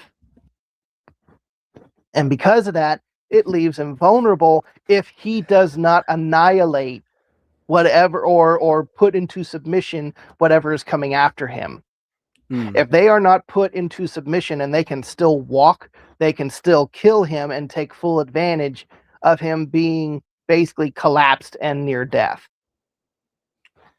So he really does not go into that state often. It is very, very rare. Now, he can go into gamma rage, which is the one that he is glowing, but you can still see his skin. Oh, there you go. He can go into that state, but he still comes out of it exhausted, but he can still fight if necessary. But he's still taxed. And it's the same with all the other kaiju. They can glow up just like that, but not green, depending upon their power and their ability. That's the color that they take on, which, like with right here, Salmaris or Salmaris, I call that attack the Breath of Thor. I really don't have a true, genuine name, but because it's lightning and he can breathe out lightning, his color is blue. So when he goes into his state, basically blue electricity bulges out of his scales. You can still see them, but he is supercharged, like he's been, scooting his feet across the carpet several million times and ready to, strike you out with one touch. That's what he can do. The other ones, I'm still working on their abilities. I'm still working on them, but I have their colors, which their backgrounds already give you the color. Because in each background of them by themselves, where there's like a cloud that is behind them, there's a black background, and then there's a cloud behind them. That cloud is a certain color. That's the color that they can glow into. I was gonna say, since obviously you wanted to do Thor for this case, but if you wanted to keep everything kind of on the side of like Greek and Latin stuff, I was thinking probably like Bronte's Fury, which also obviously Brontosaurus, Hmm. or Zagreus's thunder, because I know in some myths he's like the heir to Zeus and used the thunderbolts in the same way. So Yeah, just something to consider. right. And so that's why again, I only claimed it as a nickname. It's a placeholder for Yeah. now because it's like I really don't have a name for the ability yet. But I did make it a thing to where it's kind of used more or less as a nickname for that attack because still sticking with the mythologies, but I went with Norse mythology. But it was the only thing that came to mind at that moment, and it sounded really good. Mhm. Yeah. I kind of went off of if you've ever seen the Netflix series The Dark Crystal, Oh yeah, that, yeah, yeah. where there's this scene where they're talking about the inner workings of the world, which the world is called Thra. Well, when they feel the breeze coming out of there, they call it the breath of Thra. And it's like, well, what rhymes with Thra? Thor. Okay, breath of Thor. Sounds good to me. I'll leave it there for now. Mhm. And that's kind of how that went, and I didn't mess with it since. Um, but yeah, no, all the other kaiju can go into that state. However, they can't go into the third state because of the fact that their bodies will actually shut down on them.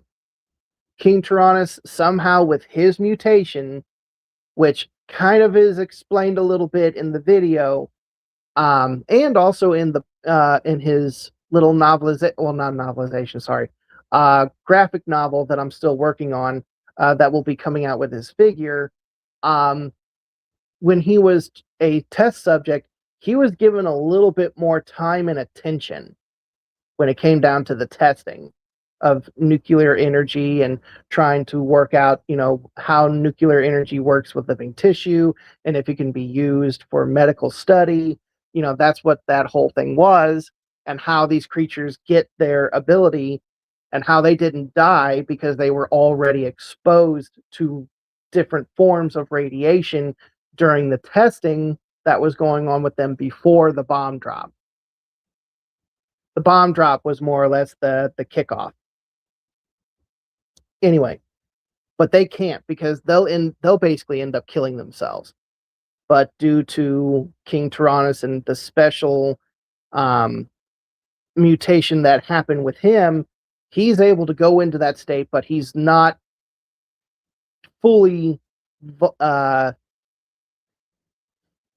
What is the word I'm looking for? He's still vulnerable to it.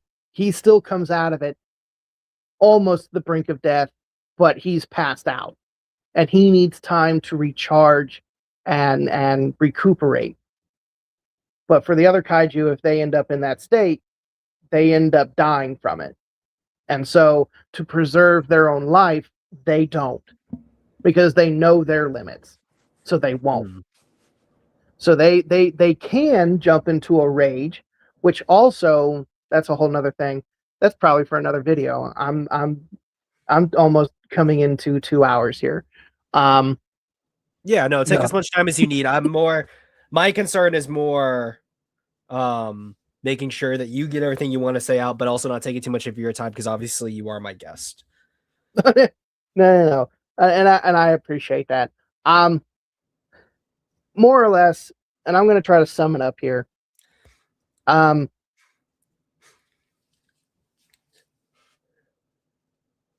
in short, I try to keep everything within a realm of boundaries because with some OC kaiju out there, and with some storylines out there, and even with characters in and of themselves, not even kaiju, just characters.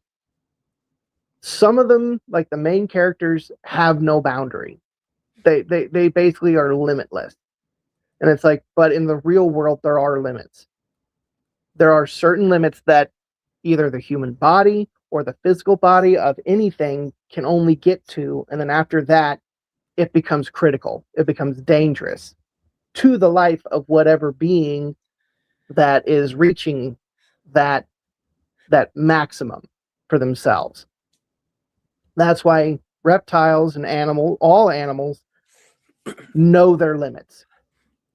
Because that's why wolves, if they're chasing, elk or bison, and they have the stamina to keep up with them. But after a little bit, when they know that they're not going to get anything out of it, they stop. They give up the chase, because now it's like, okay, no. We're burning too much energy here, and there's no payoff. There's no replenishing that energy, because we can't get to the bison or the elk to replenish that energy that we just wasted getting it. So I bring that realism of there are limits. There are boundaries that not even kaiju can break through. Yeah, so And like that's keeping them why, within the like limitations of some degree to what like keeping some kind of grounding, but also it just serves as like a good power system to where they can't just use up infinite energy, infinite power, and spam whatever it is that they like. And I think that's important for our readers because that grounds them in the stakes as well, so that they can feel every like clash of teeth and claws, every beam that's struck, and every time a power is used, because it could be a matter of life and death. right? Because again, the kaiju that I have, yeah, I guess you could say they're immortal, but they're not immortal.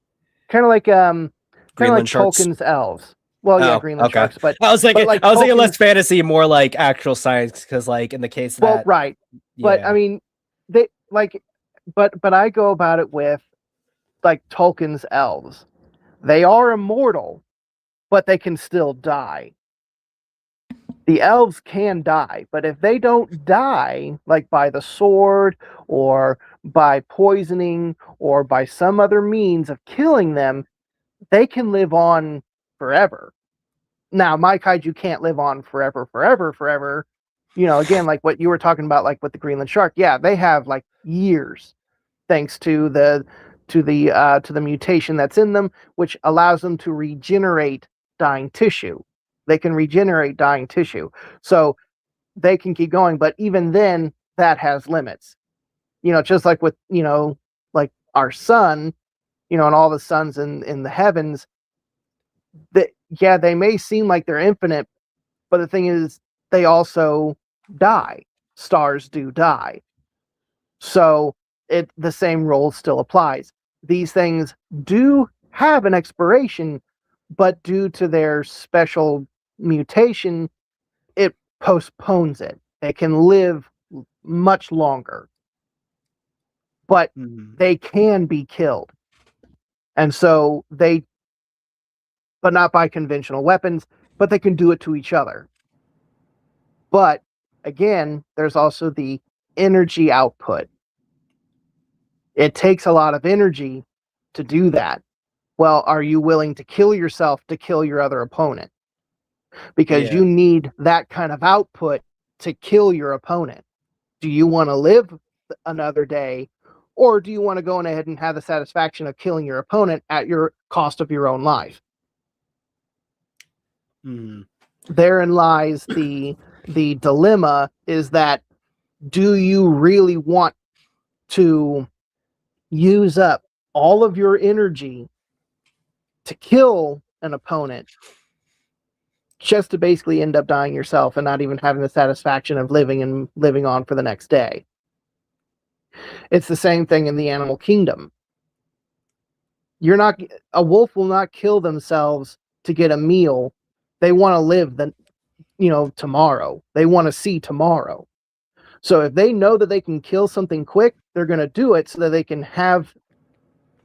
can replenish the energy that they used to get that meal. But if they know that after a certain time period that the energy that they're outputting is no longer fruitful anymore because they can't either catch up to the prey item, or the prey item is putting up way too much of a fight. And the thing is, that prey item could actually kill me. I'm actually going to bow out and I'm going to go after something different. Mm-hmm. And No, that so makes a whole lot of sense. And so that's what I try to bring into my kaiju verse, or my universe, is that, yeah, there's a whole bunch of science fiction woven in and out of this thing.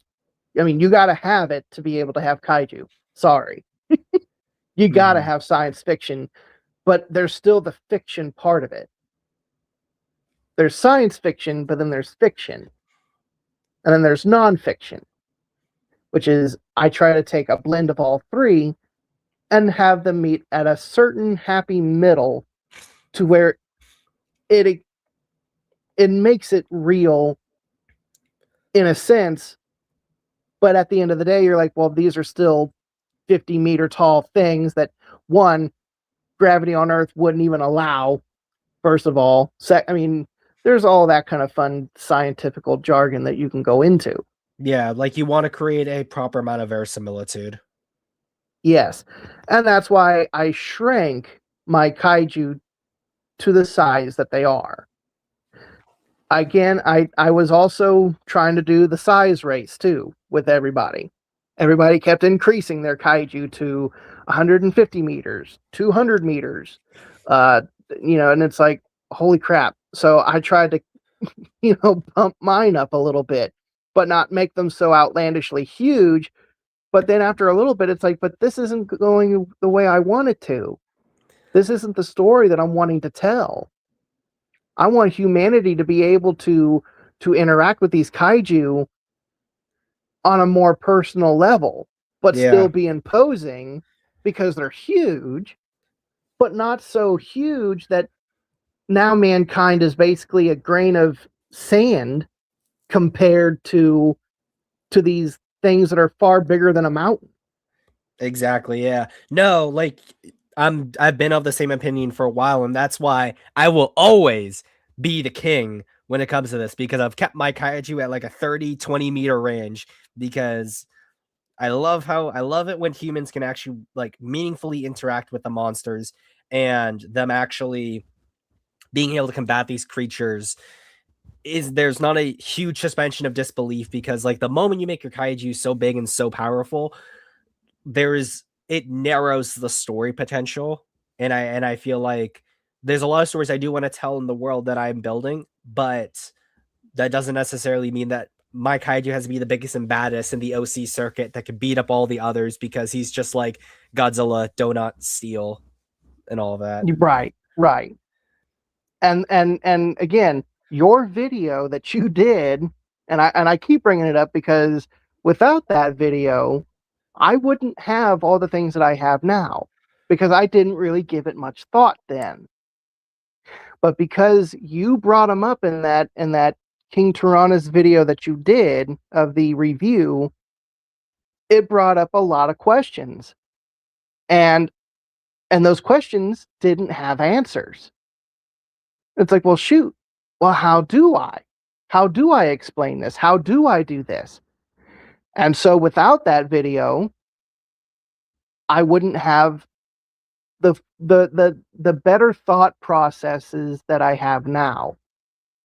So in short, I'm saying thank you again, because I keep bringing it up, but it's very true.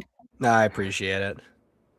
That it is very helpful, because you brought out questions that I didn't have answers for, which forced me to have to sit down and answer.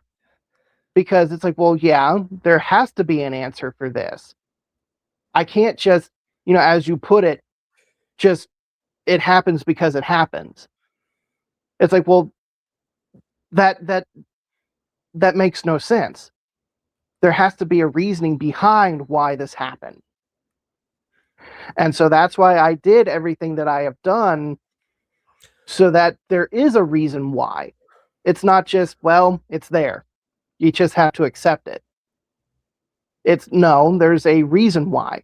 because here's the reason. And it's not just, oh, well, because nuclear radiation. It has a hand to play in it. But in the real world, there are mutations. And a lot of those mutations have been passed on throughout generations. So taking the real world of true mutations, which there are some that are detrimental to health, but there are others that aren't. So it's like, I gotta be able to explain, not just saying, well, because they're radiated. You know, the bomb dropped on them, they absorbed the power, boom, there they go. There they go, off in scuttlebutt.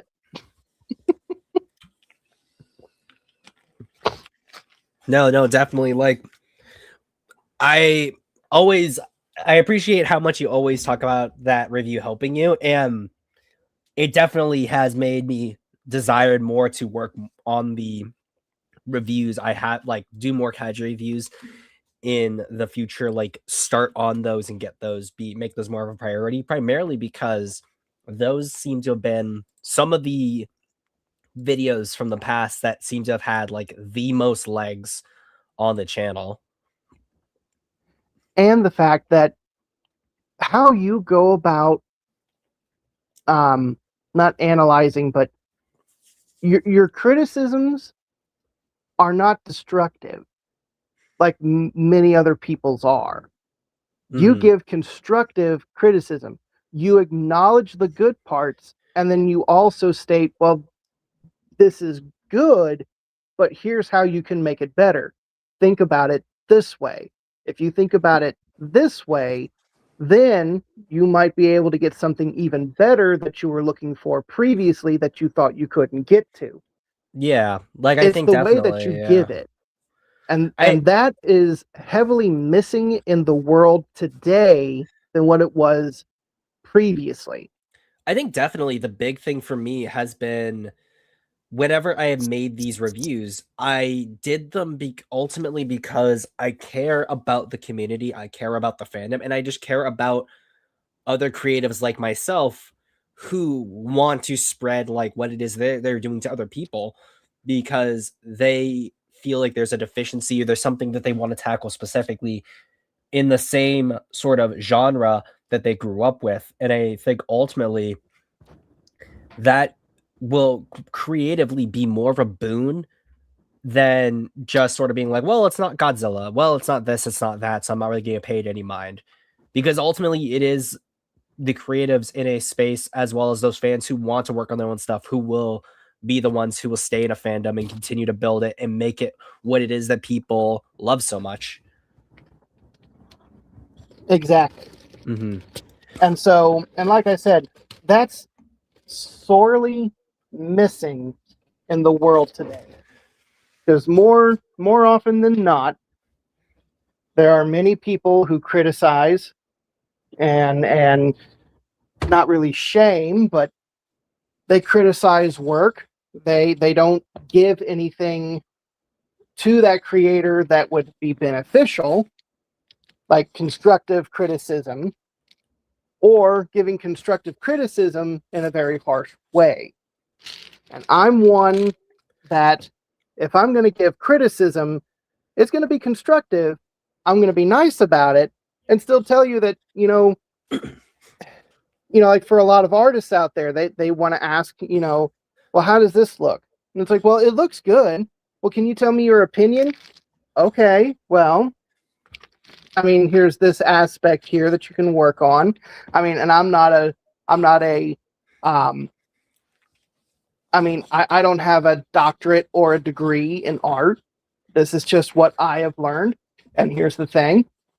I've had to learn from other artists. And it was from the kindness and charity that they gave to me to help me with my own art style. Mm-hmm. I mean, and I can't thank enough, and I got to remember his name, but he's the one who made the Drodontis. Also, the Colossal Conqueror is the same artist. Pyro. Yes. Pyro's art. He was in a stream. I think 1 or 2 streams ago. I forget which one. Oh no, He was in the what's it called? No. 1, 2, 3, 4, 5 streams ago. He came in super late in the in Zimcast 15 or 115 on Kaiju Punk. Which speaking Oh. of, I actually did pick up Omni's book, so I will be probably doing a little short addressing my thoughts on what it is he says, because I understand exactly what he's trying to go for with his essay, even though I still disagree with like the idea of Kaiju Punk as a like subgenre. But like I understand like I guess the movement, to Yeah. use the term. But I mean, he was kind enough because I was talking with him, and he's like, "Do you mind if I show you something?" And I was like, "Sure." And so he actually drew King Tyrannus for me, just a headshot. And he's like, "Your work is great, but if you're wanting it to look a certain way, here's how I would do it." Because I asked him, it's like, how do you get so much detail in there when there's not even that much detail? And he's like, well, do you mind? And it's like, yeah, sure, go ahead. And he drew this thing out for me, and he's like, less is more. And he was teaching me that whole time, and I was picking his brain the entire time. And he's like, now, to tell you, I don't have an like an art degree. This is just what I've been doing. And it's like, well, no, you're, you know, cutting all that down again. It was the fact that he took the time and the patience to answer my questions, therein helping me with my own art style and then making it my own. Because if you notice, it doesn't look anything like his art. I just did it the way I wanted to do it. Mm-hmm. But, going off of what he advised, putting scales where the sunlight would be at, and not putting a whole lot of drawing scales where the sun wouldn't be. And it's like, okay, well, that makes sense because, yeah, in the sunlight, you can see more detail. In the shadows, you don't see a whole lot. Okay, well, that makes sense. That would save my wrist a whole lot of pain for me having to draw out every single scale. And for what? For only half of it to be seen because the other half's going to be covered in shadow. Mm-hmm. So it was just that thought process. And it's like, you know what? So ever since he did that for me, I've been doing that for others as well. Trying to be nice and being like, okay, well, this looks great. I see what you're trying to go for here, but try it this way. Or if you're really wanting to know or look at, certain details, get yourself some references.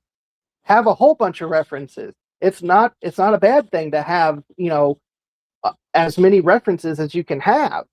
And if you need to trace over something, trace over it so that you can learn that body type or learn what you're, what kind of shapes you're needing to do to where you gain muscle memory, like you and I were talking about at the beginning.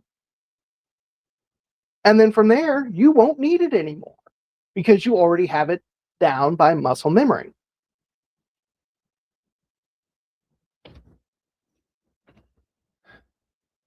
Because, I mean, again, a lot of things have their place. That's why, I mean, I'm not wholly against AI.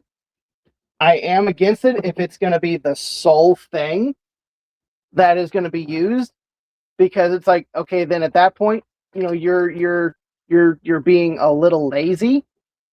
You're not putting any kind of creativity into it.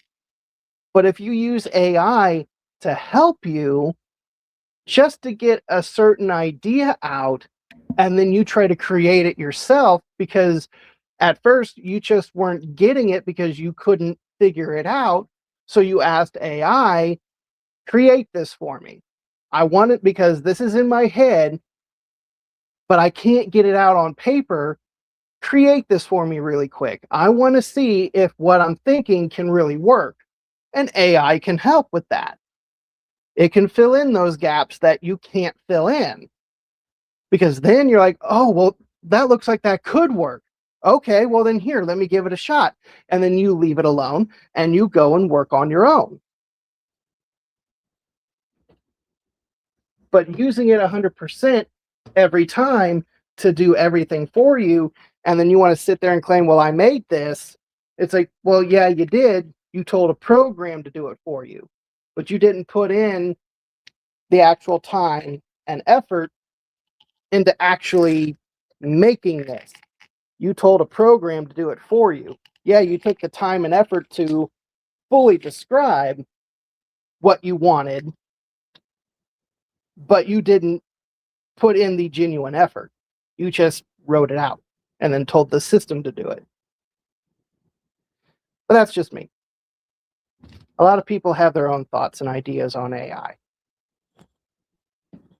I think definitely I'm of the same opinion. AI is a very contentious topic, and I feel like because it's so contentious, people don't really want to engage with it with any kind of nuance. They're either very staunchly anti or very staunchly pro, which for so long everyone's just talking about like, oh, we need to like be nuanced, have these conversations, and then the same people who say that are so like anti one way or the other. It's, I guess, like personally I just find it annoying, and I think that like AI is a tool like anything else. I don't believe it is ever going to fully replace people, and I think anyone who says otherwise is being way too confident in humans' desire to see something genuinely made by another human. And I don't think that AI's learning programs are ever in any amount of time close to now like match the styles and intricacies of human artists.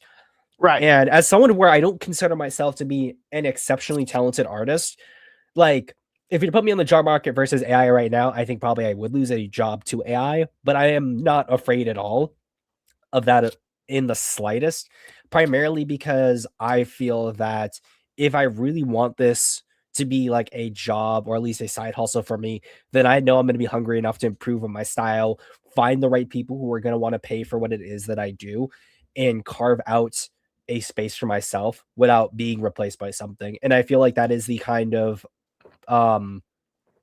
mindset everyone should have when it comes to AI if they are more on the anti side. If they are on the pro side, I guess like realize that it is again a tool like anything else. It will never replace like genuine skill with like paper, pencil, digitally, anything like that. And I feel like it is something that can hinder you more than anything else, just like any skill like tracing. If you use it for everything, will hinder you as an artist. So will using AI to generate ideas. Like, definitely do yourself. Do not give, not to be too 40K or too Dune like, do not give yourself over to the machine. Right. There is no blessed machines here, only abominable intelligences. Right. And that's the thing. Nowadays technology can give you almost anything. Back then, what AI was for us, well, at least when I was growing up, was pausing the TV at a certain moment because you really wanted to draw that certain character. Well, you didn't have, the internet was not as great as it was now, or great as it is now, where you can just get anything and pull it up and put it on your digital pad and draw it digitally, or print it out so that you can, put it under a light and trace it. Didn't have that.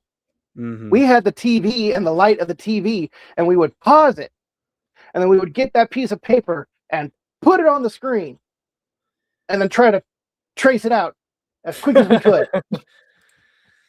And that literally was, I guess, you could call it, well, not really AI, but it was tracing. But we were kids. We didn't know how to draw.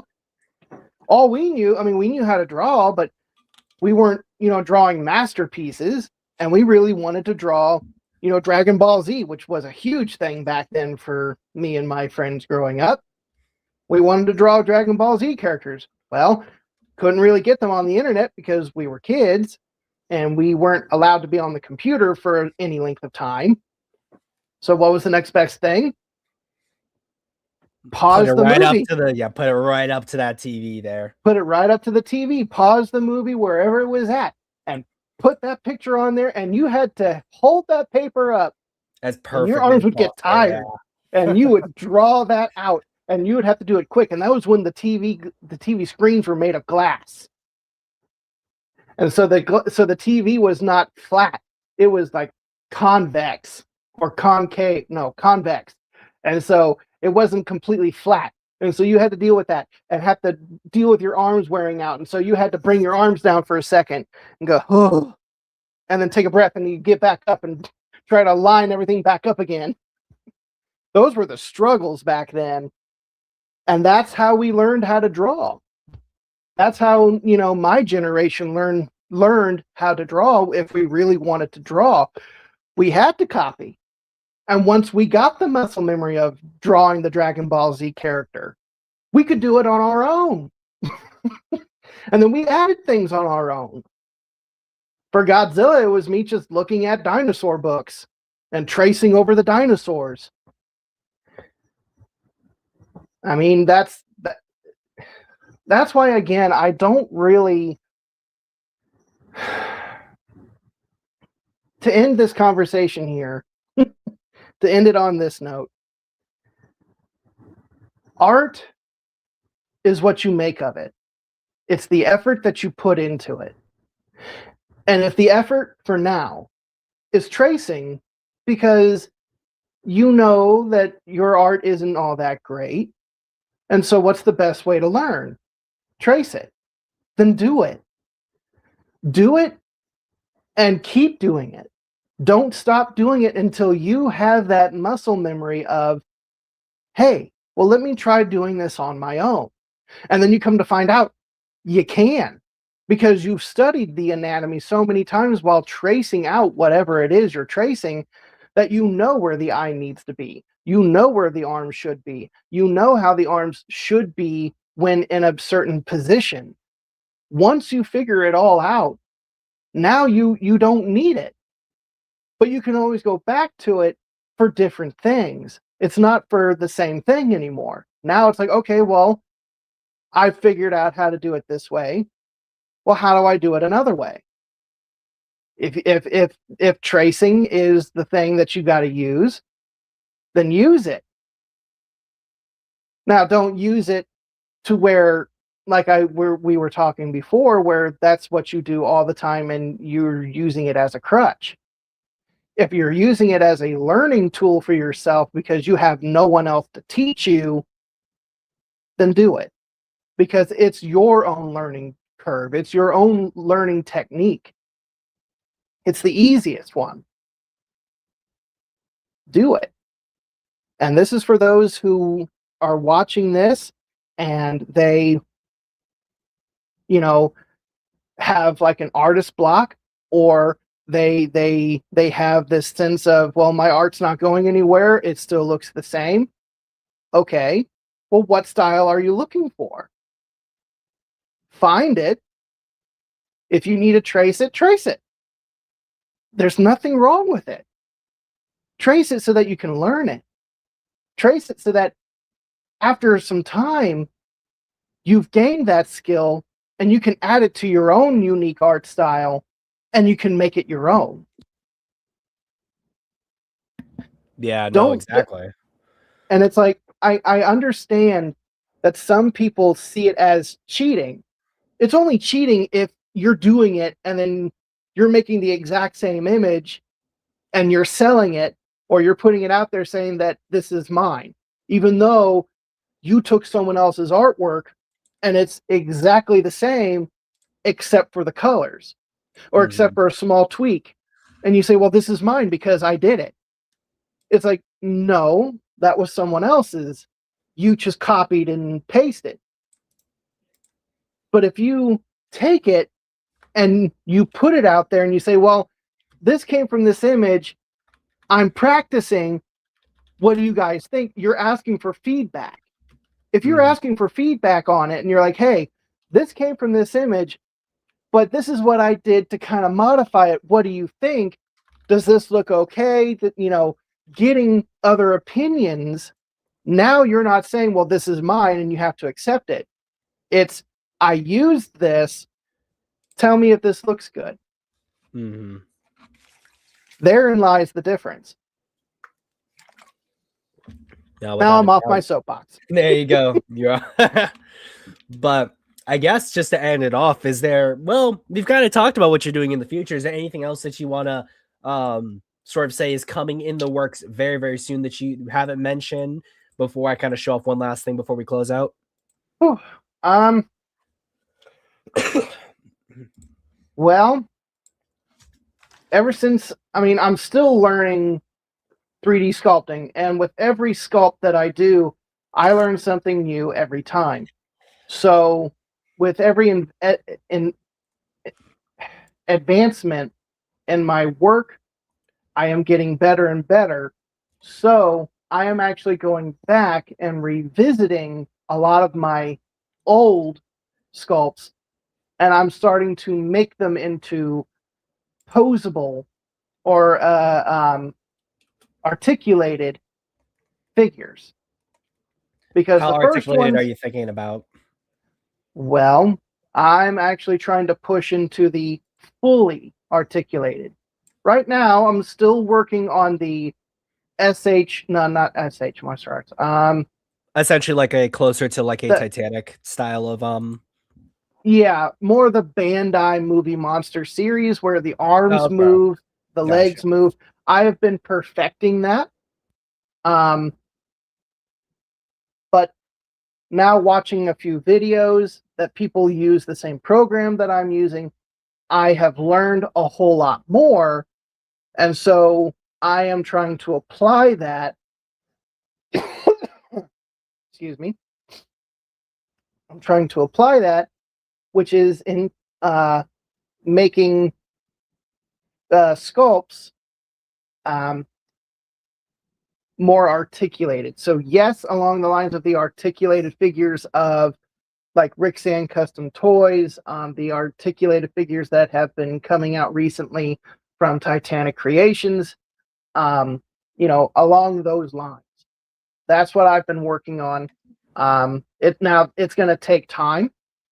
But right now, I am actually working on, and I'm also doing commissions as well.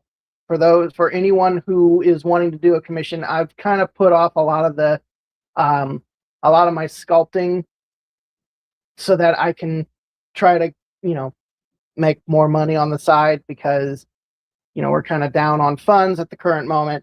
So I've been trying to put my commissions out there for 3D sculpts. Yeah, it is a little expensive. I mean, I'm trying to find other ways to make it easier for some people to pay, for these commissions.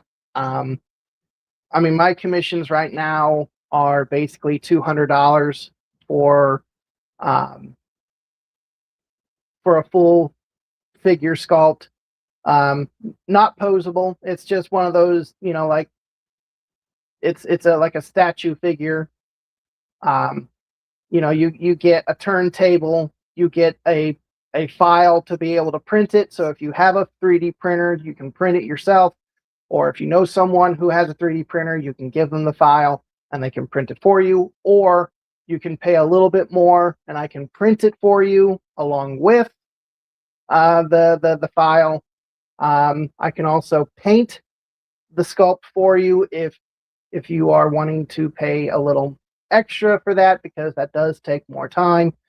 But it does start out with the basics, which is again 200, where again you get the turntable of the figure, you get the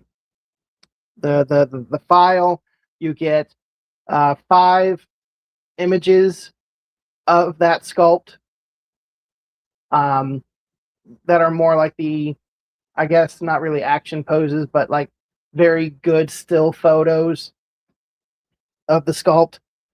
But if you're wanting it articulated, like at least by Bandai standards, at least for now, that is a little bit extra because that's more involved, that's more to do, and that's more time that I have to put and invest in it. So if anyone is interested, um, I also have been open to doing like payment plans. You don't have to pay it all out all at once. Um, we can work things out, things like that.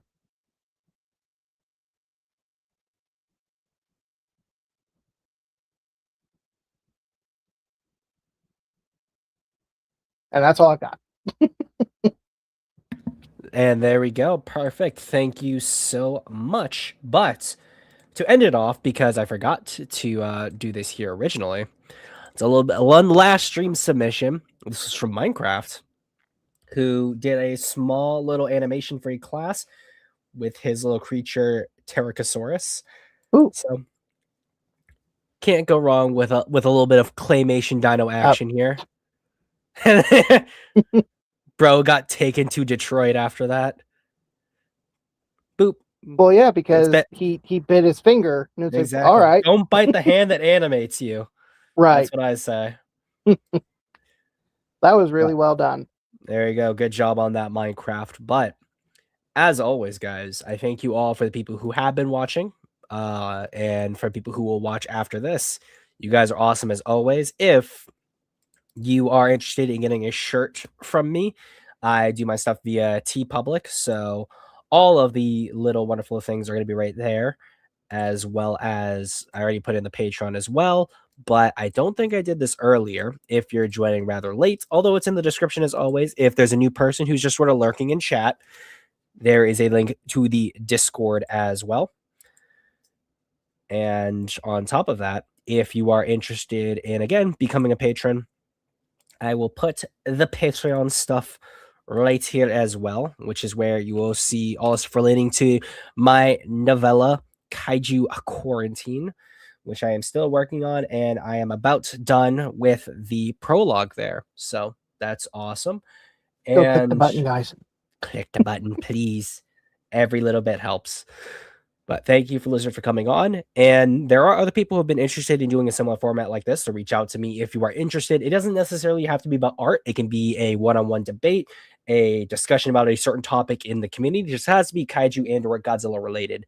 But as always, I am Zimzilla, and I'll see you guys next time.